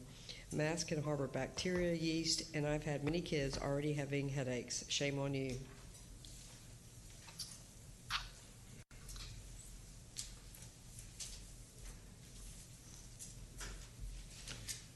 Tammy McNatt, I respectfully request that you do not extend the mask mandate for Tarrant County. Donald Beamer, City Other, I respectfully ask that you do not extend the mask mandate for Tarrant County. Kimberly Robbins, it greatly concerns me that Tarrant County would consider another shutdown. First, research does not support the benefits of county or statewide shutdowns. The costs are far outweighing the possible benefits. No longer is physical health the main concern, but individuals' mental health is significantly negatively affected by the shutdowns. Additionally, my husband had a positive test for COVID-19 after being sick with fatigue and muscle aches for 1 day. Due to this 1 day of illness, he was out of work for 10 days. Being the sole provider for our family, this hit us hard. My husband and I are both physical therapists, yet have been in financial hardship since March due to our profession no longer deemed essential.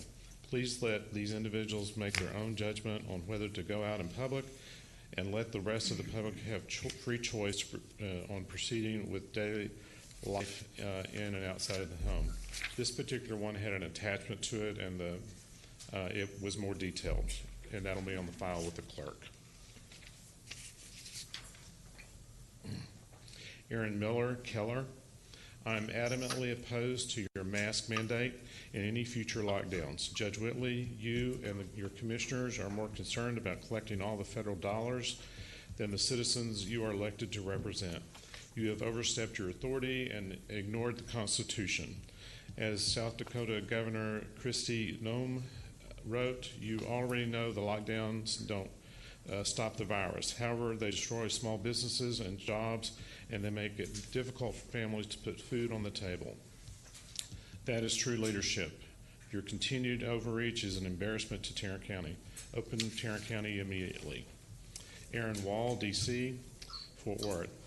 I have practiced in Fort Worth, Texas for 13 years and have 4 degrees in health, anatomy, biology, health, and wellness, and my doctorate in chiropractic. I strongly oppose extending the current mask mandate as it is a violation of my rights. It is scientifically wrong, and according to OSHA, who is our ruling body over PPE, their 40-year-plus years of research shows that no mask is regulated to use to block any virus. They don't work, period. And you can see for yourselves 9 out of 10 people are already wearing them now, and cases are still on the rise. If masks worked, then they wouldn't be happening. If anything, wearing them is making us more sick, as long-term mask use weakens our immune strength due to the increased CO2 intake and decreased O2 from wearing them. And the PCR tests are a complete joke. This test should never go beyond 20 cycles for an accurate test, but the ones most hospitals and clinics are using are at the 36 to 40 cycle, which is showing huge false positives, adding to the hysteria. Jamie Fitzgerald, RN. This particular one was cut off at the end, and Natalie tried to reach out to this person to get the complete thing, but I'll read what is present because she was not able to contact him or get a response. Dear sirs, I work at a facility that does rapid COVID testing. Our schedule is very full every day. This test is paid for the patient insurance and the government health emergency fund if not insured. First, there is a questionnaire you must fill out truthfully, and if you don't meet the criteria, you are unable to test. This is not happening. Of course, people lie. I personally ask if they are symptomatic, and I get response of throat tickle or my boyfriend's girlfriend's hairdresser tested positive. So these people do not meet criteria. Then you have those who abuse the system, who are psychiatric issues, who have high psychiatric issues. Those people get tested multiple times a week. I was calling results to a patient who had been tested 8 times in 2 weeks, all negative. All the different testing sites, the patient is uninsured. This has to be policed. People who don't meet criteria being tested and others who need the test can't get in.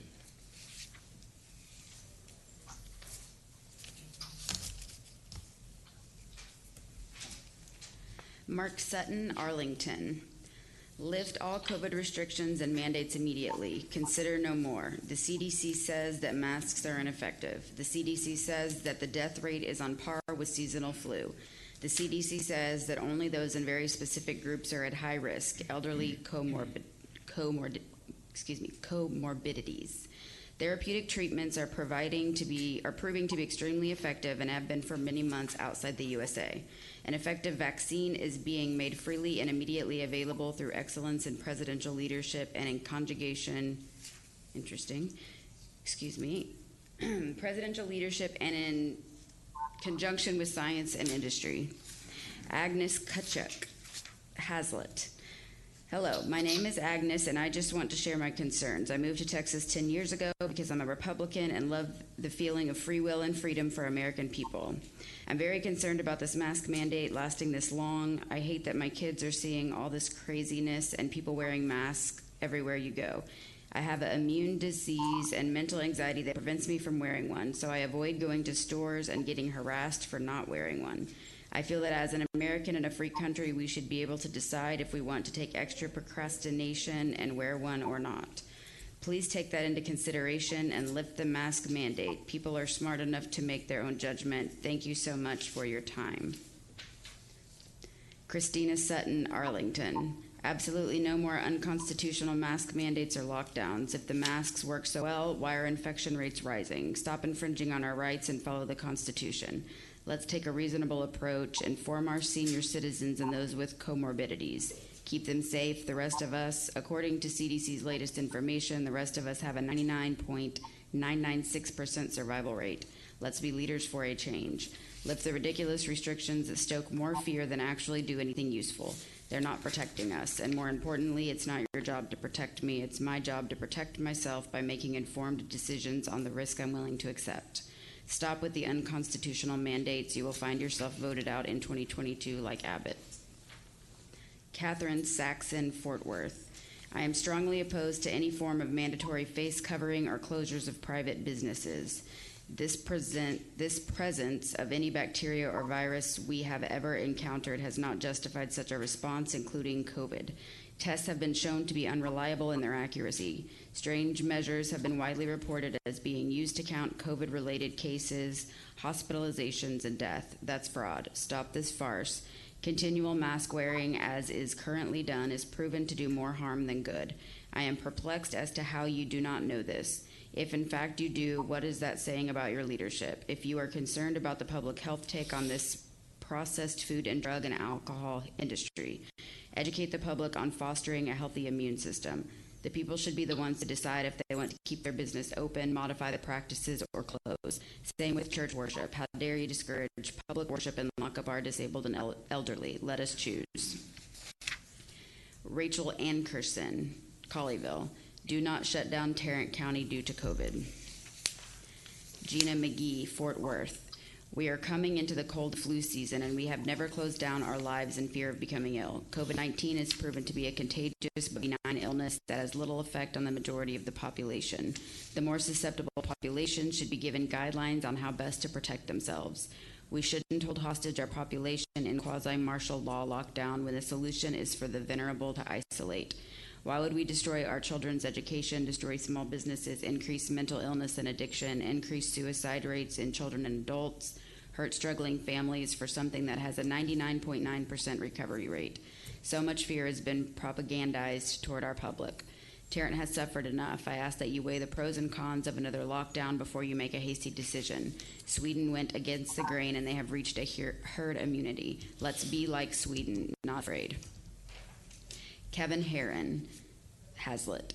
The governmental overreach that infringes upon the free people of Tarrant County in the form of forced wear of a face covering needs to come to an end. Setting aside the fact that they have shown to have had no actual effect in altering the infection trends, it is not the government's place to force or coerce business into applying policies or procedures that restrict their patrons' freedom of choice. This is especially true in circumstances such as this one, wherein the governmental agencies involved in the coercing are well aware that they do not have the ability to mandate the policies and procedures in question on their own. I would have preferred to render this opinion in person. However, I have to work, teacher, and so I have to render this opinion on the hysteria, aka the reaction to COVID-19, via a written form that I have to hope is actually read.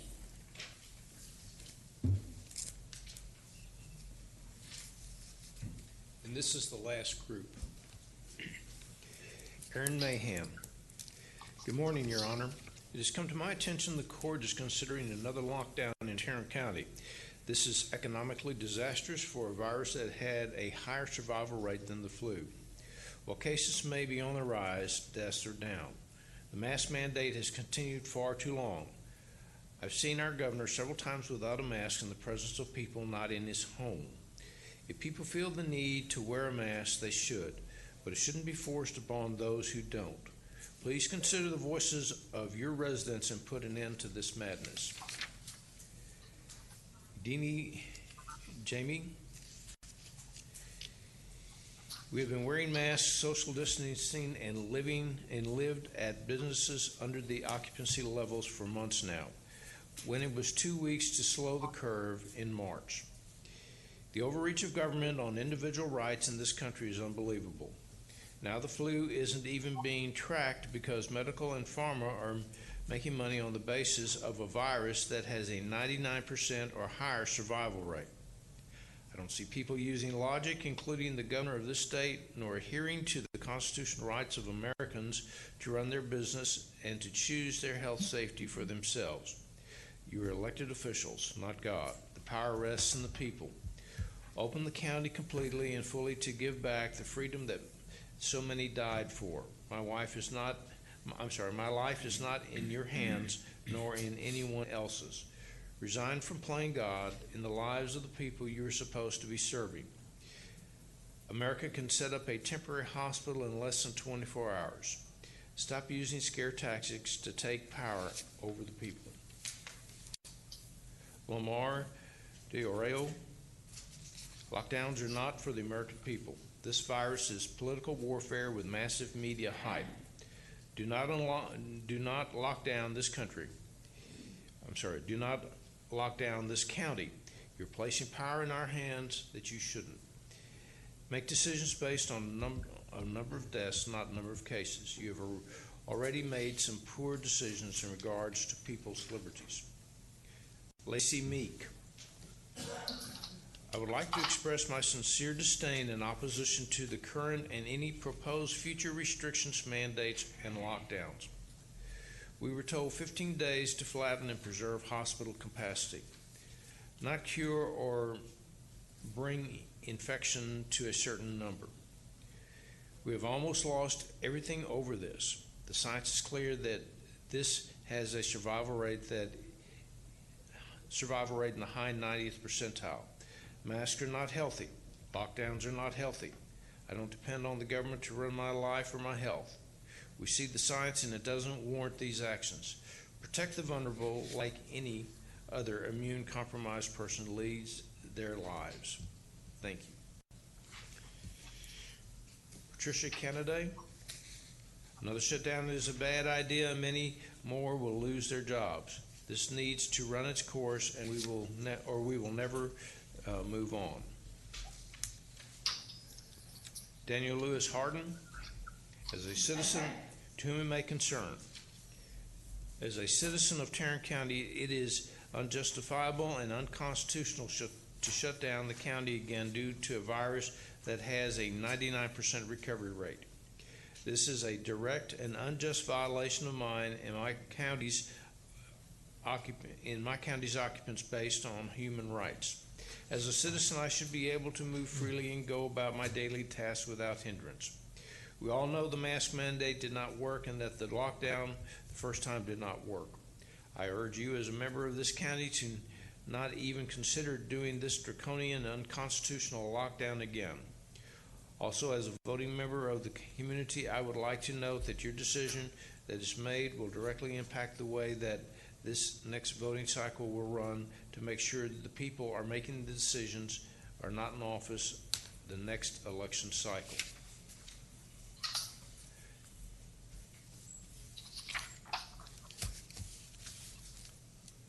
And this is from Randy De Oreo. Do not have another lockdown. This is insanity. We are Americans. Liberty is what we are about. Your Honor, that's all the items that we have on this one. I believe there were 67 of them. Okay, we will, I'm going to make, I guess the one comment I'm going to make before we move to the folks on the phone as well as seems to be a lot of confusion about the fact that whether we're trying to initiate a lockdown. Everything that we're doing with regards to requesting and ordering or setting up the mask mandate is in an effort to not trigger the governor's restrictions to businesses again. Everything that we're requesting people to do is in an attempt to avoid the governor's lockdown. And that seems to be something that many people don't bother to acknowledge or they just don't understand. So with that, we'll make a couple of phone calls and then we'll get to our folks who are here in person. The first person we're going to call is Shannon Paul.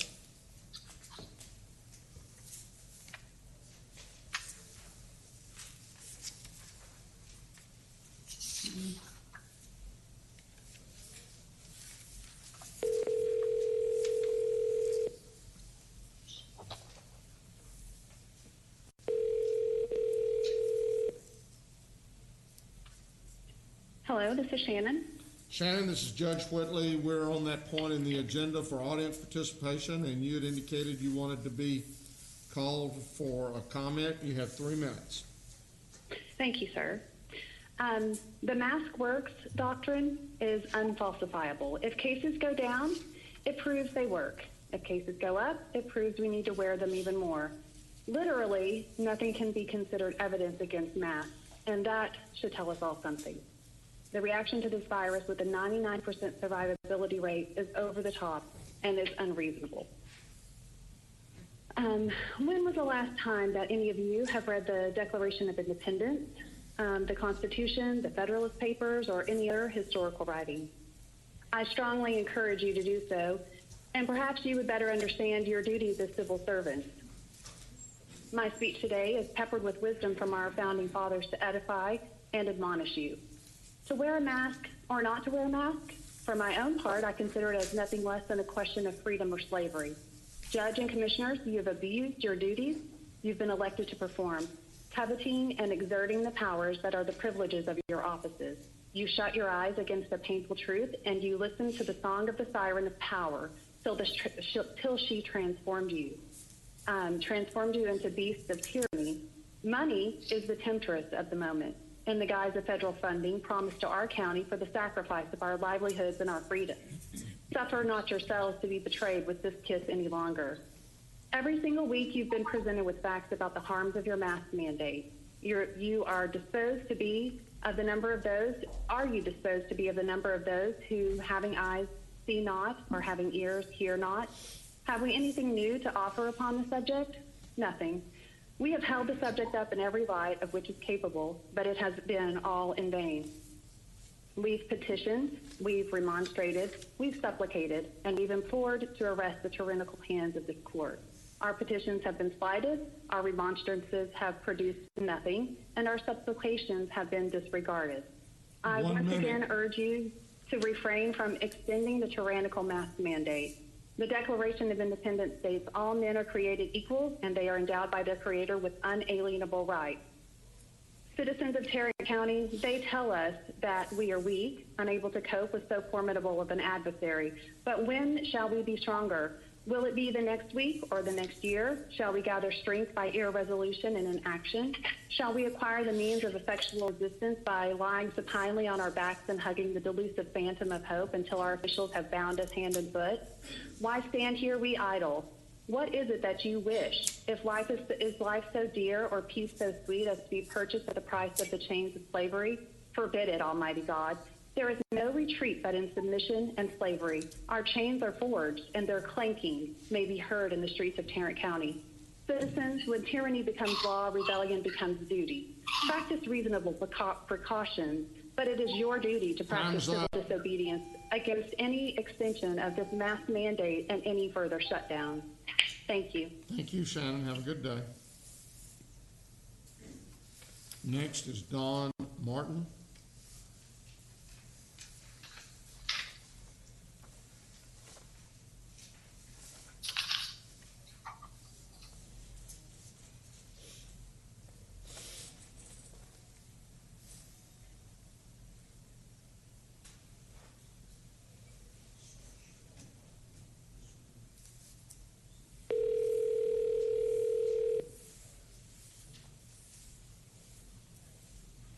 Hello?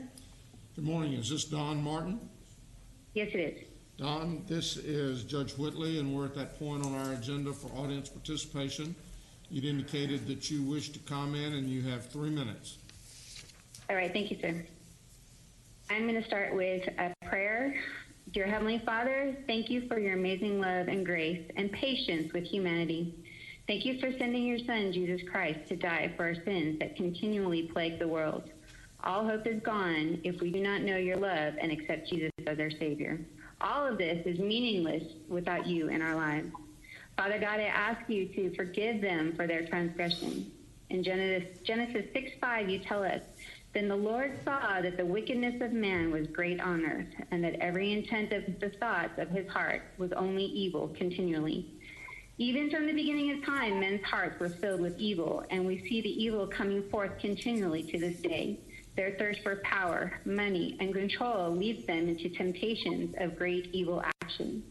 Their crimes against humanity are far-reaching, and the full damage is still yet unknown. I pray, Father, for these men and women that they wake from their fearful slumber.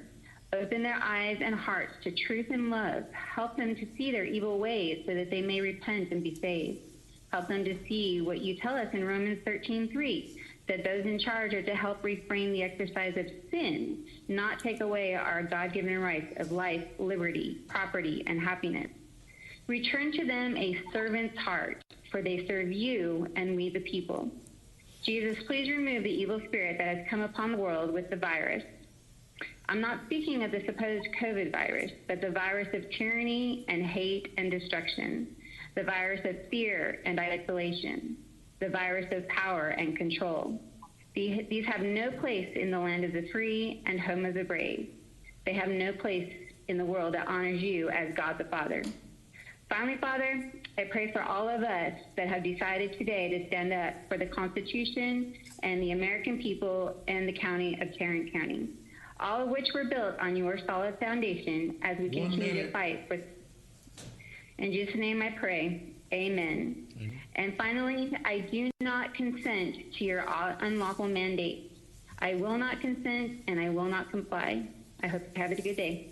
You too, please. Next is Rebecca Rogers.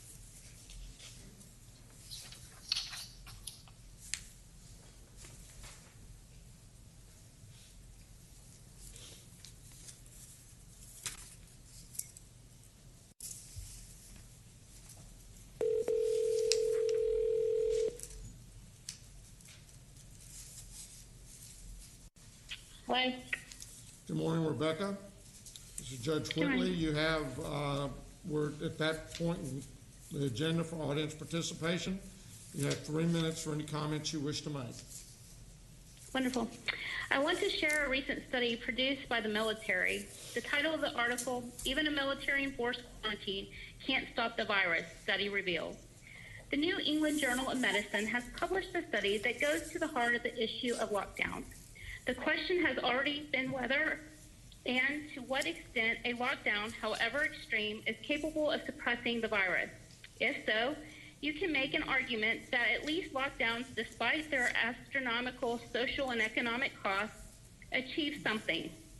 If not, nations of the world have embarked on a catastrophic experiment that has destroyed billions of lives and all expectations of human rights and liberties with no payoff at all.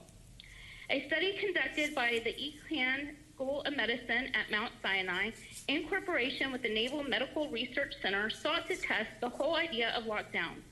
In May, 3,143 new recruits to the Marines were given the option to participate in a study of extreme quarantine. The study was called CHARM, which stands for COVID-19 Health Action Response for Marines. Of the recruits asked, a total of 1,848 young people agreed to be guinea pigs in the experiment. The remaining ones went about their normal basic training in regular ways.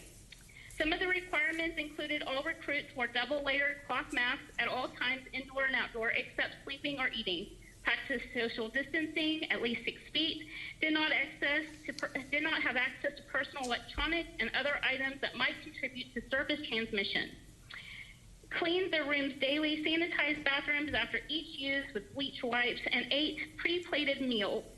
Unidirectional flows were implemented to minimize contacts among persons, underwent daily temperatures and sensitive screenings.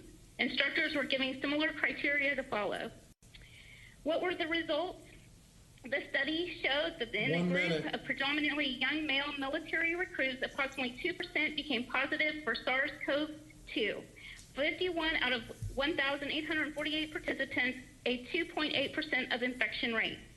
And how does that compare to the control group that was not subjected to the strict regimes? After 14 days, non-participants with positive PCRs were 26 out of 1,554, a total of 1.7% infection rate, which was less than the participants.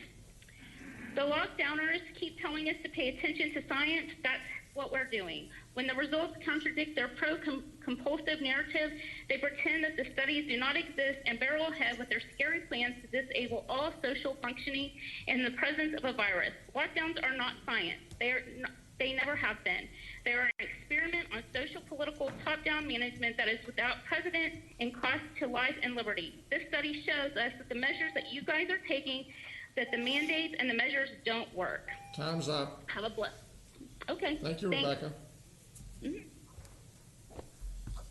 Next is a name which I'm not even going to attempt to pronounce. So I'll let that individual do that when I call him or her.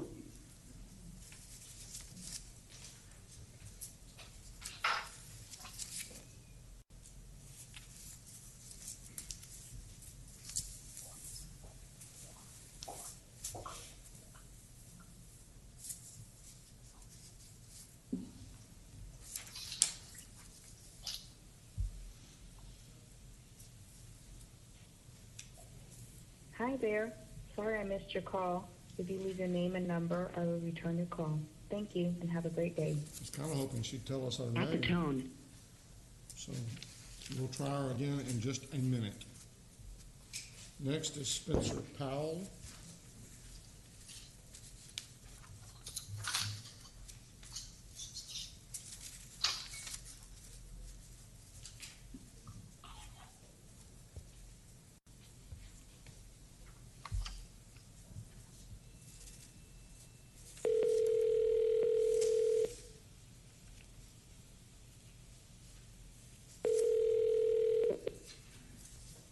You've reached Spencer. I can't get to the phone right now. Please leave your name, number, and a brief message. We'll try him back in just a minute. We'll give one more try to, I guess it's about Icu Capacity. Yeah, that's maybe a guess.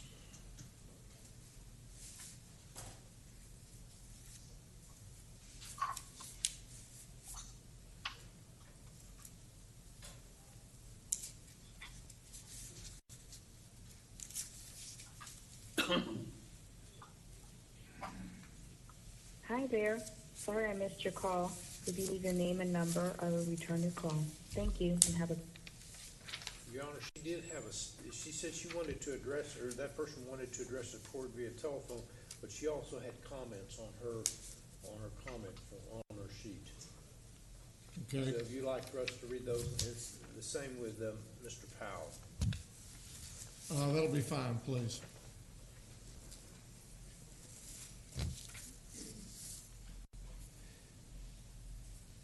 This is from Boakio von A. My concern is that shutting down the city will do no good. Mentally, physically, you are taking away people's livelihood. How are people going to be able to pay their bills and feed their families? I believe the mask wearing to help stop the spread, but shutting down will do no good at all. And then finally, this is Mr. Spencer Powell. I am vehemently against another shutdown. You're destroying our economy with the limitations we already have due to COVID-19. Statistics show that the fatality rate of this virus is less than 1%. More people die from the flu yearly than this. These mandates are unconstitutional, and your proposed shutdowns are also unconstitutional and are costing people their lives that we fought so hard to work for. You're ruining the idea that the American dream exists. Thank you, Mr. Mayor. Okay, next, we will do the in-person. We'll start off with Nancy Groves, followed by Michael Severson, followed by Doug Hines, followed by Ann Kaiser. Nancy Groves. Good morning, Nancy. I'd like to echo that military study that was read by Rebecca today and just ask that the commissioners review that again because that was a valid study. The human race is not in danger of extinction from COVID-19. Humans, all of us, are in danger of having our lives controlled by tyrants who took our liberties and freedoms away in a matter of weeks. I would like I'm going to ask some questions. I would like you to show Tarrant County residents a valid study that shows masks work to slow the spread of COVID-19, especially those dirty masks pulled out of a backpack or a pocket. I would also like you to show Tarrant County residents a valid study that shows that opening of bars has increased the COVID numbers. Never before have we tested so many people for a disease. Of course, the cases are going to go up. Tell me, how can you be certain that the COVID-19 virus testing is accurate? The virus hasn't even been isolated. It's a patented virus. This is a means to control the population and usher in mandatory vaccinations and more population control. This is a mandate to promote fear, panic, and division. None of you are honoring the oath you took of office. You have not protected our liberties. The Constitution is not on hold during a planned pandemic. Thank you. Thank you. Michael Silverson, followed by Doug Hines, followed by Ann Kaiser. Good morning, sir. Or afternoon, I guess. Good morning, Judge Whitley. In 1776, Thomas Jefferson penned these famous words: "We hold these truths to be self-evident, that all men are created equal, that they are endowed by their Creator with certain unalienable rights, that among these are life, liberty, and the pursuit of happiness, that to secure these rights, governments are instituted among men, deriving their just powers from the consent of the governed. Your COVID decrees and mass mandates are unjust and are not securing our God-given rights." A long line of concerned citizens repeatedly speaking at these meetings indicate you do not have our consent. These Texans are very aware of the pandemic, its premise, and the mortality and fraudulent tests that do not justify a public health emergency. They have also told you repeatedly about the consequences of the lockdown and mask mandate, with the most tragic being the suicides and attempted suicides among our young people. Citizens can adapt to a flu-like illness. We have for decades. We cannot adapt to the loss of economic income, essential income to support our families. Yet your comments from the November 10 meeting indicate you are deaf to these concerns. Now you want Governor Abbott to give you more authority to fine non-mask wearers and shut down the least at-risk population, our children. A November 13th article at TexasScorecard.com had responses from State Senator Bob Hall and State Representative Jeff Kaysen. Bob Hall said Whitley's request is beyond the absurd because there is no evidence that supports wearing of a mask to reduce the spread of COVID. The countries that have not required a mask, like Sweden, have fared far better than we. State Representative Jeff Kaysen: while Joe Biden is discussing nationwide mask mandates, Glenn Whitley is fighting to fine those who don't wear a mask. If you don't pay the fine, you go to jail. This is absurd. Representative Jeff Kaysen continues: the legislature will be involved very soon. The Republicans are not okay with the overreaches we are seeing at the local levels throughout the state. 1 minute. Mr. Vinny Taneja, your health director, is doing a great disservice to your decision-making and is not helping Tarrant citizens make better decisions.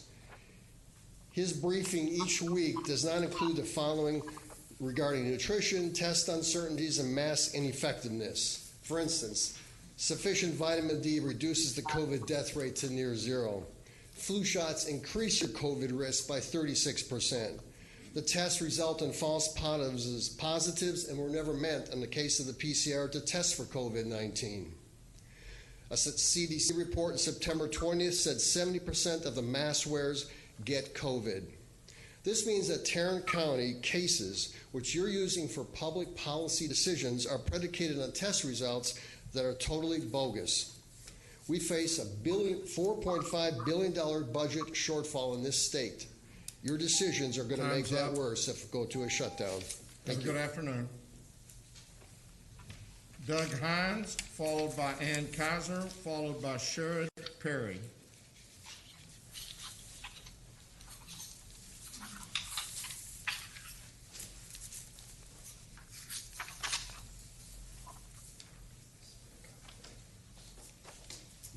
Good afternoon. Good afternoon, Judge Whitley, Commissioners. Last time I spoke to you about 2020 being the year of fear. Today, I'm addressing the other prime driver of the COVID misery in Tarrant County and the world, confusion. The spiritual battle of good versus evil in America and here in Tarrant County continues to rage, as you're well aware. Satan and his acolytes spread confusion to suppress truth and distort reality. Satan's confusion created the cancel culture against police, religion, marriage, the nuclear family, and ultimately the loss of America itself's identity as a sovereign nation. The country is now the world, and America is just another country in it. COVID crisis is a prime example of this evil phenomenon. The whole world, with few exceptions, reacted uniformly with widespread destruction of businesses, freedoms, livelihoods, personal relationships, and churches. Satan's confusion is spread by the unholy trinity of corporations, media, and the government.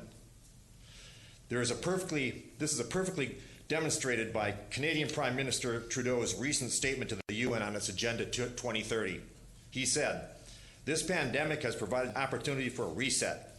This is our chance to accelerate our pre-pandemic efforts to reimagine economic systems that actually address global challenges like extreme poverty, inequality, and climate change. In other words, use the man-made COVID pandemic to galvanize the world into believing more government control is needed to make life better for everybody. Not a word about conquering the COVID virus or helping current or future victims of the disease, just an awesome opportunity to get the world to trade freedom for safety. In my humble opinion, we should all run like hell from anyone or anything trying to reimagine or reset our individual freedoms and liberties. Satan is now firmly in control of American media, American medicine, American education, and the American body politic, and is gaining fast on this commission. 1 minute. Although Tarrant County data show an increase in cases and a slight increase in hospitalizations, there is no significant uptick in the only number that truly matters, deaths. In the 11 weeks since Labor Day, Tarrant County recorded only 159 deaths, an average of 14 a week out of 2.1 million residents. In the entirety of this battle, Tarrant County has recorded 794 deaths, 94% of which had serious underlying health conditions, and continues to have zero recorded deaths for those under 25. Please resist any urge you may have to make matters worse by further restricting freedoms and liberties of Tarrant County residents. It has not worked in the past, and it's not the answer now. We must instead, right now, put on the whole armor of God and fight this evil confusion until it's vanquished in all its forms. Once you do, the fear and confusion will be gone. The joy will remain. Please seek this joy by your actions today. Thank you. Thank you, Mr. Hines. Ann Kaiser, followed by Sherrod Perry, followed by Jody, followed by Janet Jackson.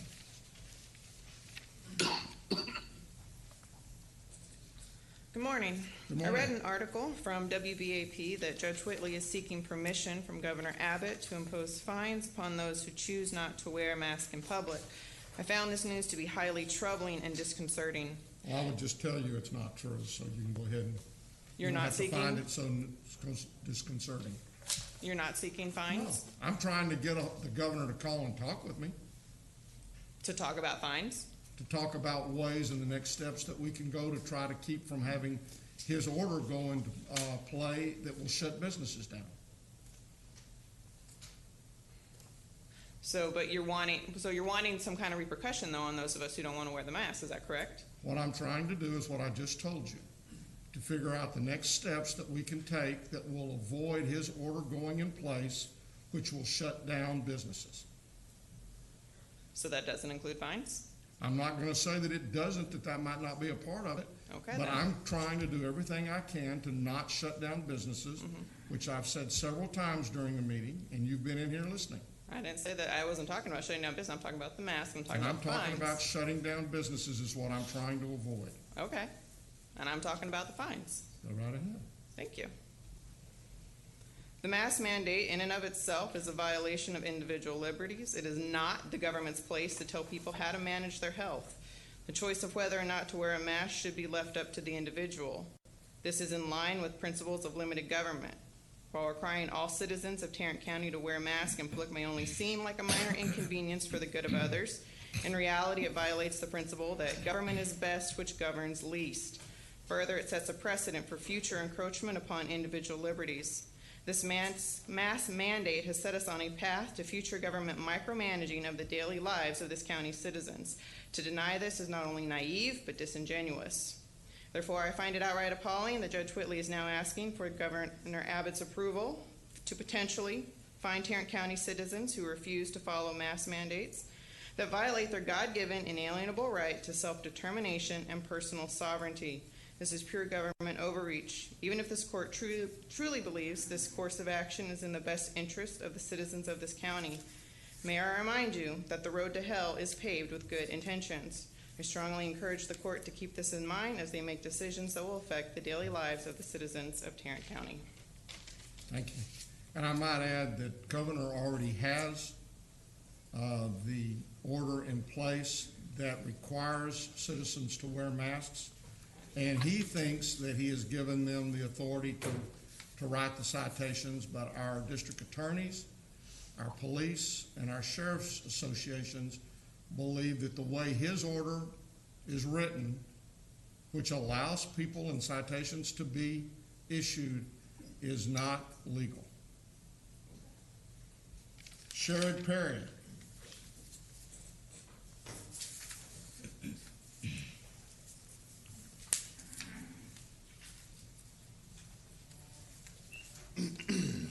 All right, good afternoon. All right, so the Great Reset is not a conspiracy theory. It is actually openly being discussed in the mainstream media. And who's behind this agenda? Who's behind this Great Reset? Basically criminals and sociopaths, such as Bill Gates and George Soros and Anthony Fauci. So when we talk about which experts to listen to, you should ask the question, who are those experts listening to? Who is advising your advisors? Because the advisors may just end up being puppets for these globalist elites. And as you've heard, their goal is quite simple: to consolidate their power and their wealth among a tiny few and enslave the rest of us, and to also execute pretty much a 90% reduction in the world population. It's very uncomfortable to hear things like that. But you can look at the Georgia Guidestones if you want some proof of what I'm saying. Actually, 2020 has been a start of this population cull because we've seen just this response to COVID. We've seen, many lives worldwide have been killed and impoverished and starved and psychologically tortured. So you could say that the agenda's already started there. And I'm wearing a shirt about 5G. What would 5G have to do with anything we're talking about? Well, 5G wireless technology is being rolled out worldwide, and it's interesting that 5G at certain frequencies, it's been linked to respiratory. It's been linked to respiratory symptoms, respiratory illness, which is pretty similar to the symptoms of COVID. And it's actually worth noting that two of the places that were hit the hardest and early by this pandemic were Wuhan, China, and Lombardy, Italy. And those two places, two things they have in common is they were one of the early adopters of 5G technology, and they have horrible air pollution. So something that okay. So, but of course, they were quick to say that it's coronavirus is why people were getting sick with respiratory diseases. But again, that's a potential cover-up, actually, that if you talk about on social media, you'll get banned. But there you go. One thought I had is it's really fitting that masks have become such a hot button focal point of this whole pandemic, because it seems like a lot of people are fine with putting on this mask of compassion without actually being compassionate. It feels like they're okay with putting on this mask of authority without actually having the authority. So it's just a thought. And all these meetings start off with a prayer and a pledge. And the way I'm looking at it, we need to just fast forward this thing. If you're going to pray, you should just start praying to Satan. If you're going to give a pledge, you might as well start pledging to the globalists, because everything we're doing is serving their agenda, not the people. Thank you. Thank you. Jody?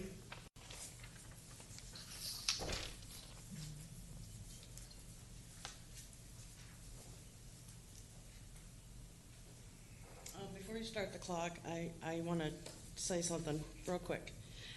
Today I'm coming here not for myself really, but in honor of my dear friend Cindy Hermosilio. The reason why I wasn't here last week is because her mother, Ronaldo Limon, this beautiful lady that was 74, was abused in a nursing home because of your orders. She was not able to find out that her mother was being abused and had bed sores this thick all down her backside, all the way to the heels of her feet, because they were not rotating her every 2 hours like they should be. Mr. Manius, please start the timer. No. Yes. 1 second. You're not in control of this. I am. Oh, I know. Go right ahead, Jody. I know.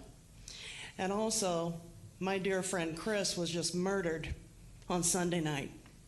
So I've been up all night trying to get through this, just to write this and stand before you. The collateral damage of this unlawful order has been immense and exponential and surpassed any reason for lockdowns, business closures, job losses like mine, and the ridiculousness of an unlawful and non-enforceable baby burqa mask order. It's quite evident all of you are enjoying this form of abuse of power you believe you have. It was made very clear when you yourself stated to the court admin last week that you were smiling behind your mask as you insinuated people had made claims that after this election, this would all be over. I, for one, can assure you the woke people knew it was far from over, as this is just way too much Title IV funding that's at stake here. What better way to spend money brought in from trafficked children via family court and CPS/child predator service abductions than for a man-made fairy tale?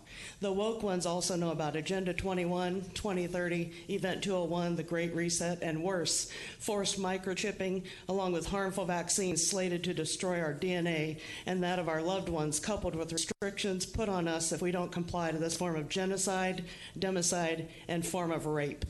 The willful and intentional division and harm all of you have caused in this county, along with the mass hysteria of fraud numbers, is unwarranted and a crime against humanity, and each and every one of you deserve nothing less than jail time, and I hope to still be around to witness it. The destruction of livelihoods for your own personal inflated egos, the incentives of federal grant money, and emolument violations are atrocious. The mere fact all of you are content and elated that people who cannot or refuse to wear a submission device are discriminated against in the community while we run errands, try to obtain medical or dental services, or simply attempt to have dinner at a restaurant is despicable. If your job is to be concerned over the welfare of the people of this county, why would you wish to dish out more harm than you've already done? The audacity to wish, and I heard you wish this, that you had the authority to have citations handed out to those breathing freely and within our fundamental God-given right is shameful and a disgrace. What do you expect people to pay a citation with when they have no income? Will you perhaps escalate it to jail time next so you can make a profit that way? Or are you going to be transparent with the people living in this county by letting them each know that a citation is merely an offer to contract, and without their consent and signature on such a document, they don't have to fork out any cash or show up to any fraud court? A ticket such as that is only about their trust trading name and bond equity. Janet Jackson.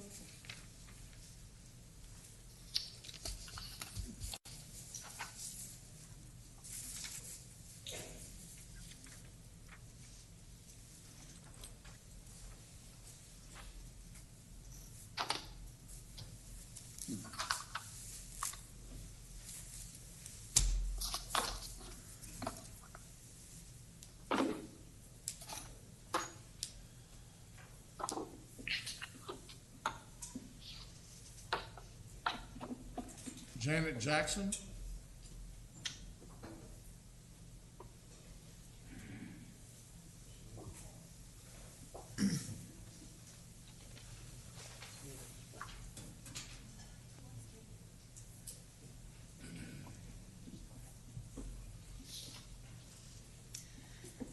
Hello, I am Janet Jackson, and I'm here today to address your tyranny again. And yes, you did say you wanted to try to impose fines, and to question it and act as though you haven't, or that's not your goal, is a blatant lie. I caught you several times lying, in fact. the week that I was somehow skipped over, you said I was told that I did not get my form turned in time. No one told me. I didn't know until I didn't get to speak.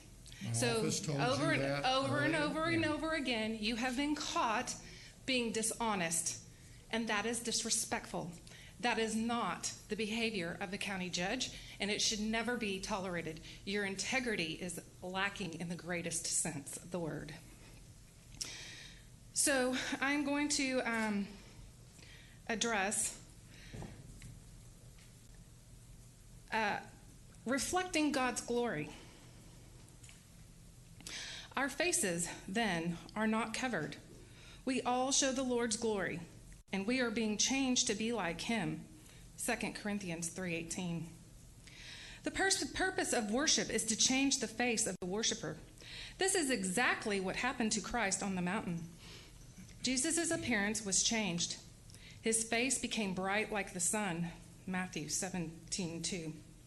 The connection between the face and worship is more than coincidental. Our face is the most public part of our bodies, covered less than any other area. It is also the most recognizable part of our bodies. We don't fill yearbooks with photos of people's feet, but rather photos of their faces, because we know each other by their faces. We are not supposed to be eyes without a face. God desires to take our faces, the most exposed and memorable part of our bodies, and use them to reflect his glory. But you refuse to allow people who claim to be Christians to reflect that glory. You continually try to impose your tyrannical obsession with tyranny over the people of Tarrant County. Acts 5:29. Then Peter and the apostles answered and said, "We ought to obey God rather than man. I will never, ever obey you. I will never submit to you because you are not honoring to God." Romans 12:2. And do not be conformed to this world, but be transformed by the renewing of your mind, that you may prove what is good and perfect will of God. It is our duty to stand up against tyranny. Our forefathers even said it. That is why America was founded, is because of tyranny. This country was founded out of that abuse of power. And you one day will be removed, and you will not have the legacy you want.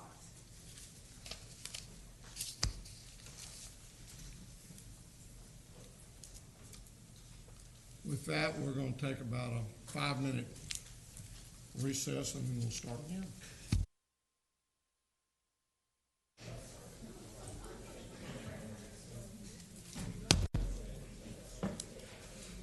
We'll get one of them back in a minute.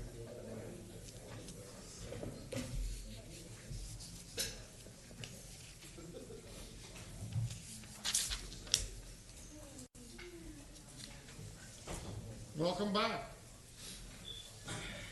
That's the longest 5-minute break I've ever had. I think we were waiting on y'all. Yeah, you know what it is to 5 minutes to a politician is really 15 or 20. I've heard you're not very truthful.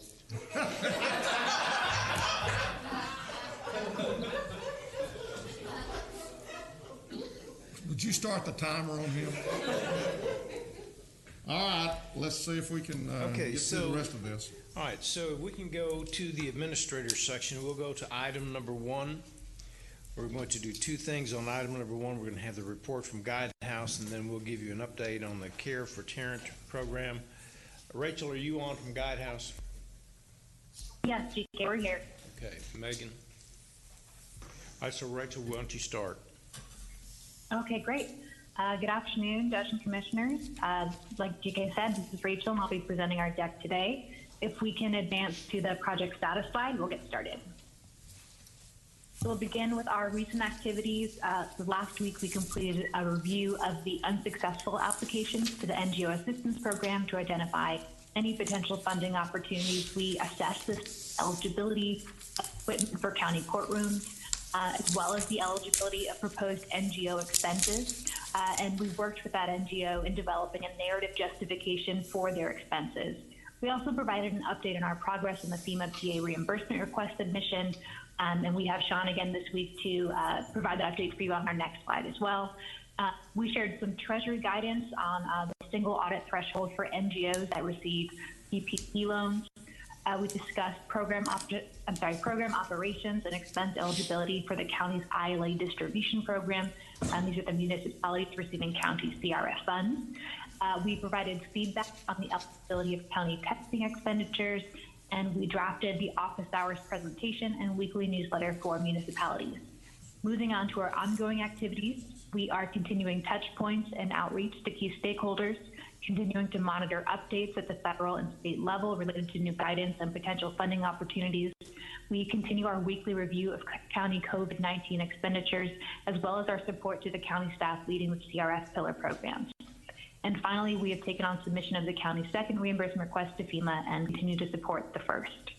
Our areas for discussion today will be FEMA, the pillars of focus, county grants update, and county spend update. Are there any questions on this slide before we move on?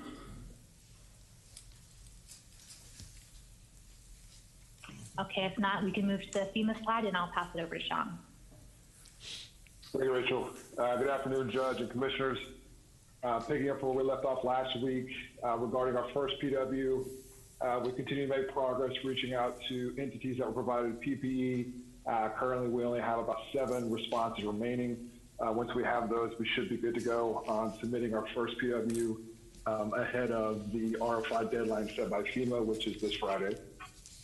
Regarding the second PW, we've gone through the initial list of expenses and kind of filtered down what we think FEMA is going to accept and begun the process of pulling the backup documentation to prepare the project in the FEMA grants portal. And we're still on track to have initial submission of that second project here in November.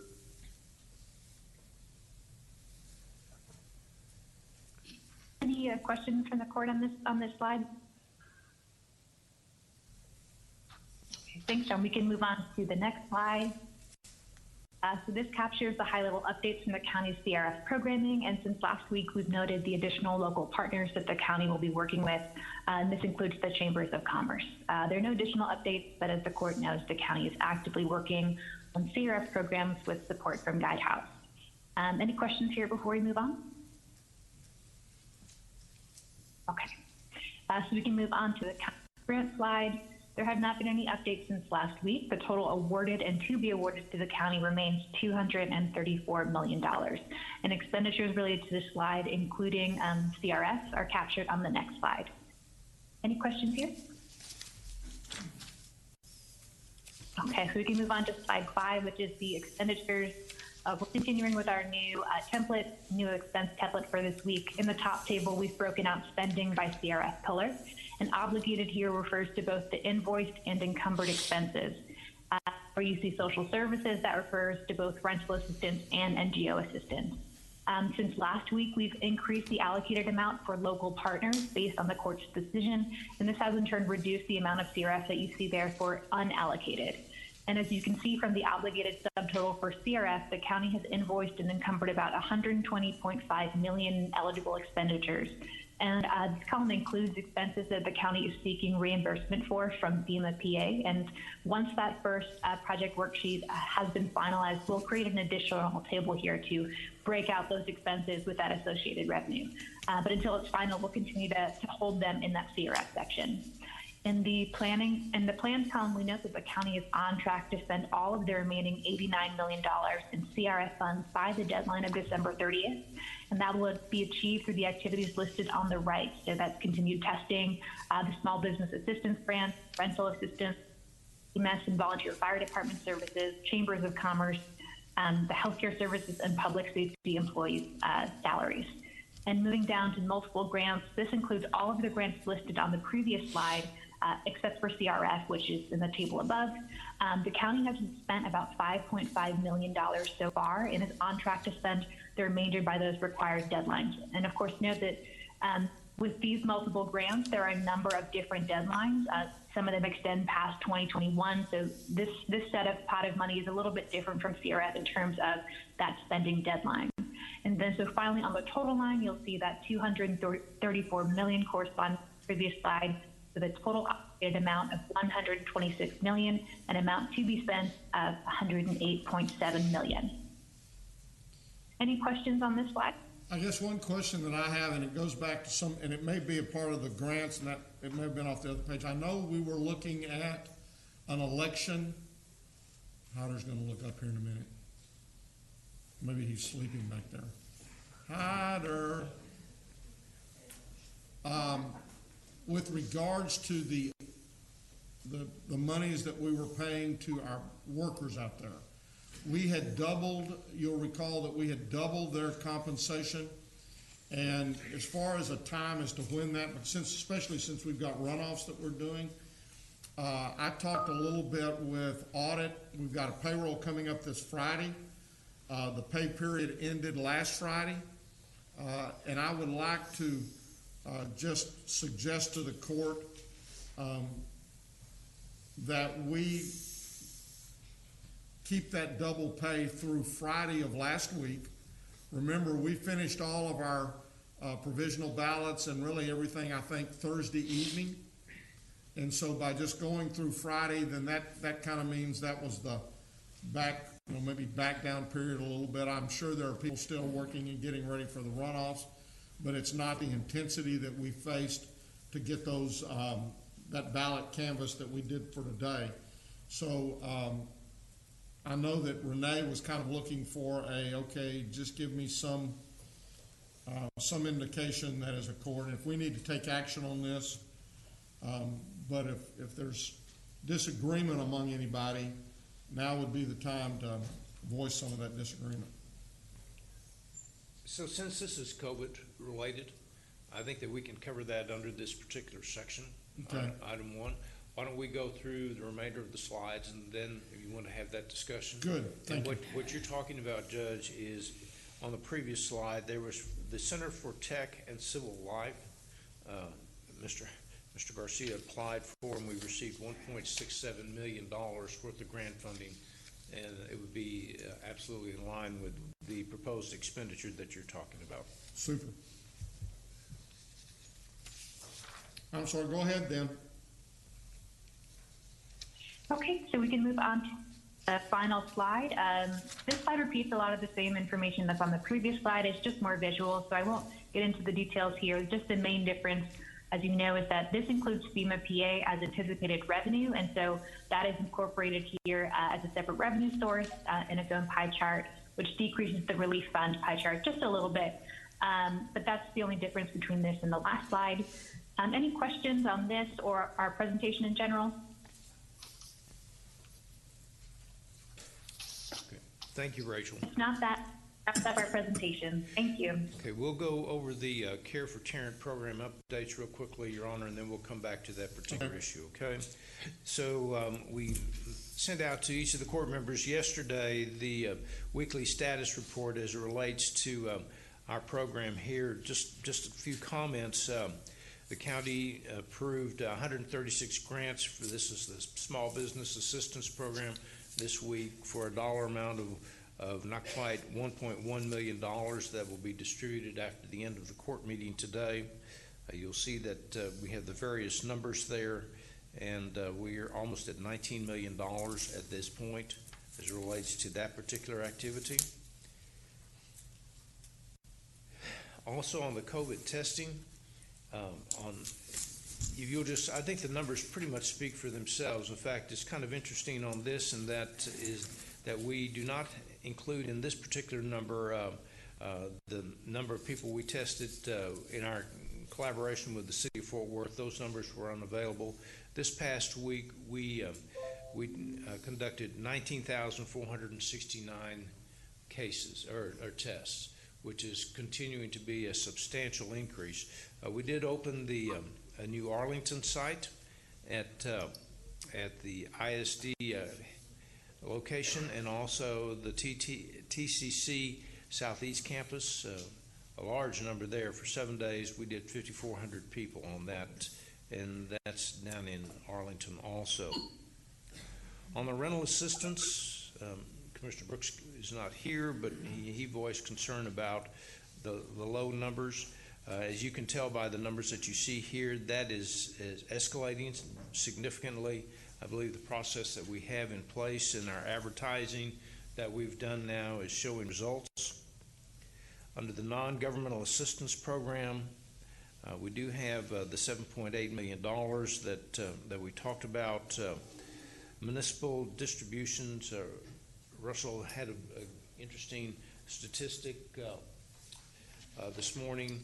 Out of the $66 million, which includes both MHMR and the 911 district, they have already expended through this period $52.1 million, or 78% of those monies have been distributed. We feel we have great assurance that they will be spending all of that money. Also, when it comes to the Chambers of Commerce, Lisa informs us that we put out the notices to the chambers. Our site is open. It closes on next Monday at 6 o'clock, and we've already received 4 applications and numerous phone calls from different chambers who are going to be applying for that particular source of funds. So you can tell we're doing really fairly well. I think there's one slide that Rachel talked about that we want to make sure that everyone understands. There was $89 million worth of unspent monies that we said we were going to spend. That is going to be, the county has incurred expenses that are greater than that already. And so whatever monies are left over, it doesn't matter which categories we're in. By the time we get to December 30th, we'll have enough expenditures on our side of the ledger so that we will be able to cover a portion of those with all of the remaining funds. What I'm saying is that we will have the ability, and we are going to spend every dollar from the CRF funds. I know that's been an issue with the court, and I think we're well on track to accomplish that. Now, that's all I had on item number 1. Judge Woodley brought up a point, and I'm sorry, was there a question? Commissioner Allen, do you have a question? Not a question, but a comment, particularly about the rental assistance program. I just wanted to, and I know that there are so many people that are working on all these different pillars, but I especially wanted to thank members of your team and community development for really standing up a multifaceted campaign effort for radio, for streaming, for you name it. I won't get into the weeds of it all, but had many conversations with him, and it looks like that things are working. So that's really important as we approach that January 1st deadline, and in terms of for the moratorium eviction, and that we are reaching folks every way that we can so that they can hopefully stay in their homes and landlords can be made whole. So just a thanks to your team. Thank you, Commissioner. I actually heard several of our advertisements on radio, and they sound really good. And I think they're reaching a large audience. Also, the signs that we had made, and we're distributing those signs, they appear to have a pretty good effect also. So thank you for your comments.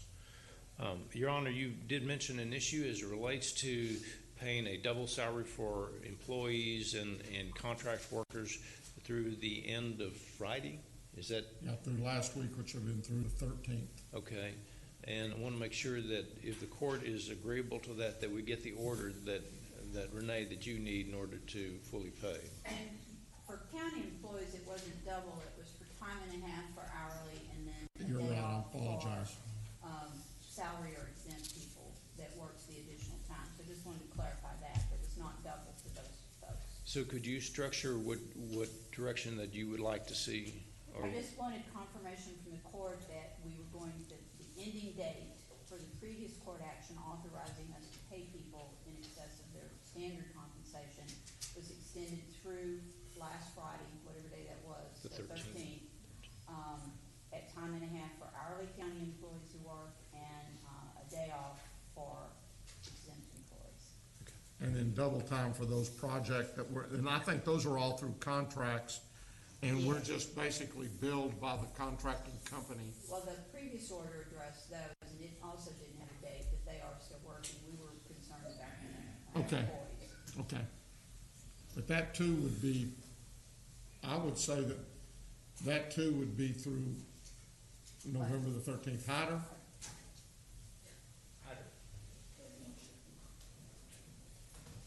Hyder gets engrossed in that. Come on down.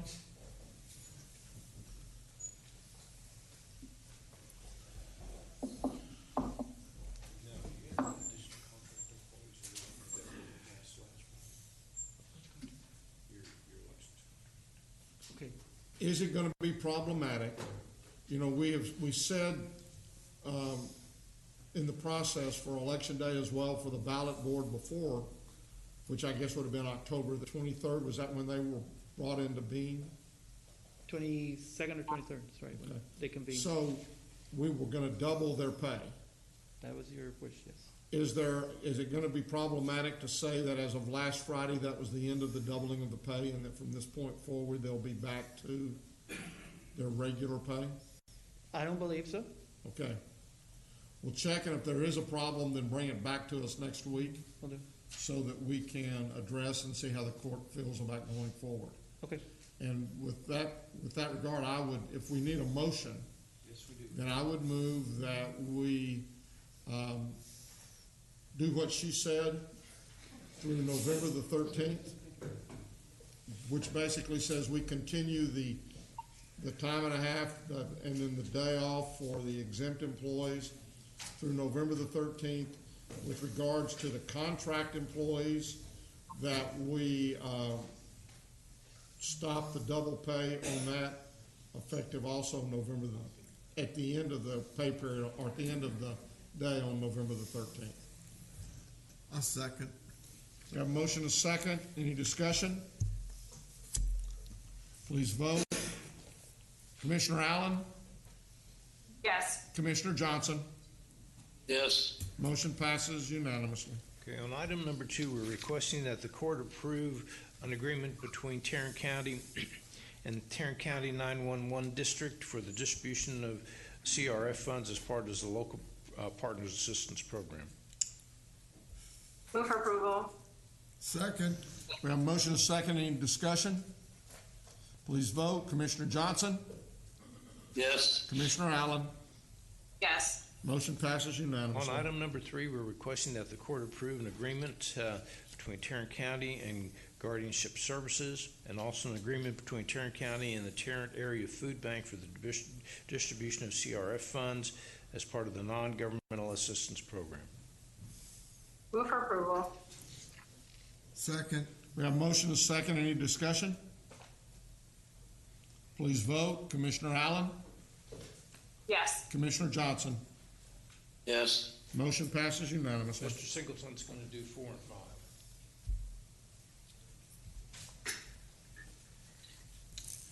Today we're asking the court to approve a court interpreter policy. 32 years ago, in 1988, the court approved an order establishing a $50 per hour rate for oral court interpreters. And of course, each week, or most weeks, you do take court action for exceptions to that rate. We would like to pass this policy in order to change that to $100 per hour maximum. Otherwise, if it's above $100, it would come to the court for an exception. Move for approval. Second. We have a motion, a second. Any discussion? Please vote. Commissioner Allen? Yes. Commissioner Johnson? Yes. Motion passes unanimously. Thank you. Today we'd like to ask you to approve an amended shared sick leave program policy. The court originally established this program 27 years ago, and it's been amended 3 times since that time. But since the last amendment, there was some statutory language added that allowed an employee who was terminated, retired, or resigned to contribute 10 additional days during a fiscal year. Currently, the cap is 5 days a fiscal year, but they can, at resignation, retirement, or termination, they can contribute an additional 10 days per year. On page 4 of the amended policy, you'll see the highlighted language that was added that would allow those employees that are in this category to contribute those 10 additional days to the bank.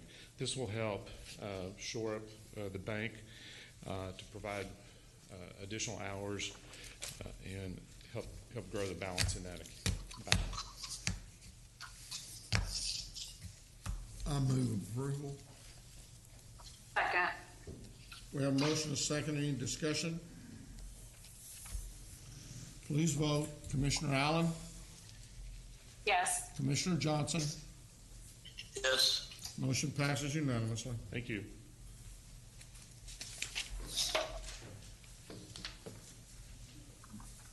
Ms. Tidwell.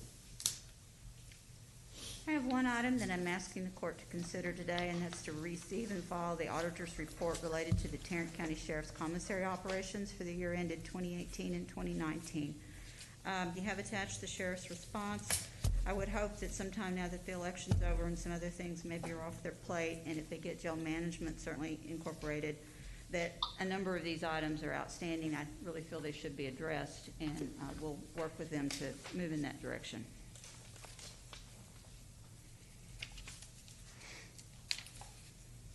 I will move approval. Second. We have a motion, a second, to receive and file. Any discussion? Please vote. No, well, Renee, you answered my question. I would like to, I know you'll keep us up to date on how these outstanding items, how they move forward. Thank you. Yes, ma'am. Please vote. Commissioner Allen? Yes. Commissioner Johnson? Yes.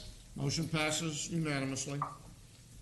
It looks like, Ange, you're doing the receive and file today, Yes, and probably the whole thing.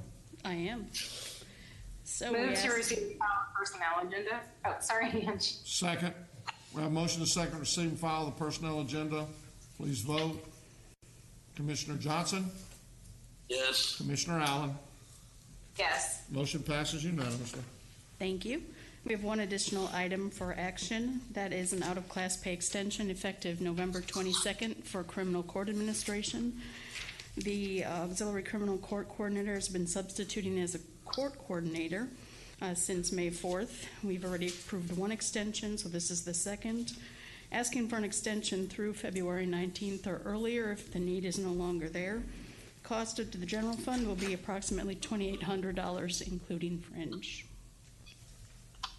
Move for approval. Second. We have a motion and a second. Any discussion? Please vote. Commissioner Johnson? Yes. Commissioner Allen? Yes. Motion passes unanimously. Thank you. Thank you. Jack, come on down. Okay, so are you going to be here next week? Yes, sir. Good. Or bad. Well, no. Yes, I'll be here. For We're Monday, those who Tuesday, don't know, Wednesday. they surprised Jack a little bit yesterday. He is retiring as of November the 30th, and we're going to miss you. And we can't tell you how much we appreciate the job you've done and the department you've created. I didn't realize until we were, and I mentioned this at Jack's reception yesterday, you know, when I got here as commissioner, I thought Renee and Jack had been here forever. I didn't realize that Renee had only been here for 6 months and that Jack had only been here for about 11. Or I'd have given y'all both a lot more fits. But It seems like it's been forever. So. But we appreciate you, Jack, and we're going to miss you. This morning in the purchasing board meeting, Melissa Lee has been named interim purchasing agent. Congratulations. And I've made the statement to several department heads, don't poke that bear. There's a side of her you've never seen. So she'll do an outstanding job. She was actually my first hire here 23 and a half years ago. She was on our SAP implementation team. and she'll do a good job for the county. We've been working on transition for the last couple of 3 years, and just a little bit of a brag, every employee in our department presently have a college degree. That's a big thing. We may be the only department in the county that can boast about that. To their tribute, most of our buying staff have a professional buying certification and or are working on that. And they're up to the task. They look forward to working with everybody, and they'll do you a good job. We have 4 housekeeping items this morning. First item, we're asking the Commissioner Court to approve an invoice payment to Medical Consultant Network in the amount of $6,989 on invoice that was due 10/7 for an enterprise web-based policy manager software renewal program. Move for approval. Second. We have a motion and a second. Any discussion? Please vote. Commissioner Johnson? Yes. Commissioner Allen? Yes. Motion passes unanimously. Second item, an item in regards to RFP 2020-159. We're asking the court again to approve an invoice payment to Runoff Election Services in the amount of $102,507.95. Contract was approved 9/8/2020. These services printing were ordered on 11/2/20, and we need to pay them for what they've done. Move approval. Second. We have a motion and a second. Any discussion? Please vote. Commissioner Johnson? Yes. Commissioner Allen? Yes. Motion passes unanimously. Third item in regards to an invoice to Cummins Alice in the amount of $88.07 for the purchase of some paper for CSCD. Due date was 10/13. Requisition was entered a couple of weeks later, and again, we need to pay these folks for what they've done for us. Move for approval. Second. We have a motion and a second. Any discussion? Please vote. Commissioner Allen? Yes. Commissioner Johnson? Yes. Motion passes unanimously. Our fourth and last item, seeking approval from the Commissioner's Court to pay an invoice to Commercial Electronics Corporation in the amount of $3,750.50. Invoice was due September 8th. Requisition was entered 11/26, and we just need to pay these folks. Move approval.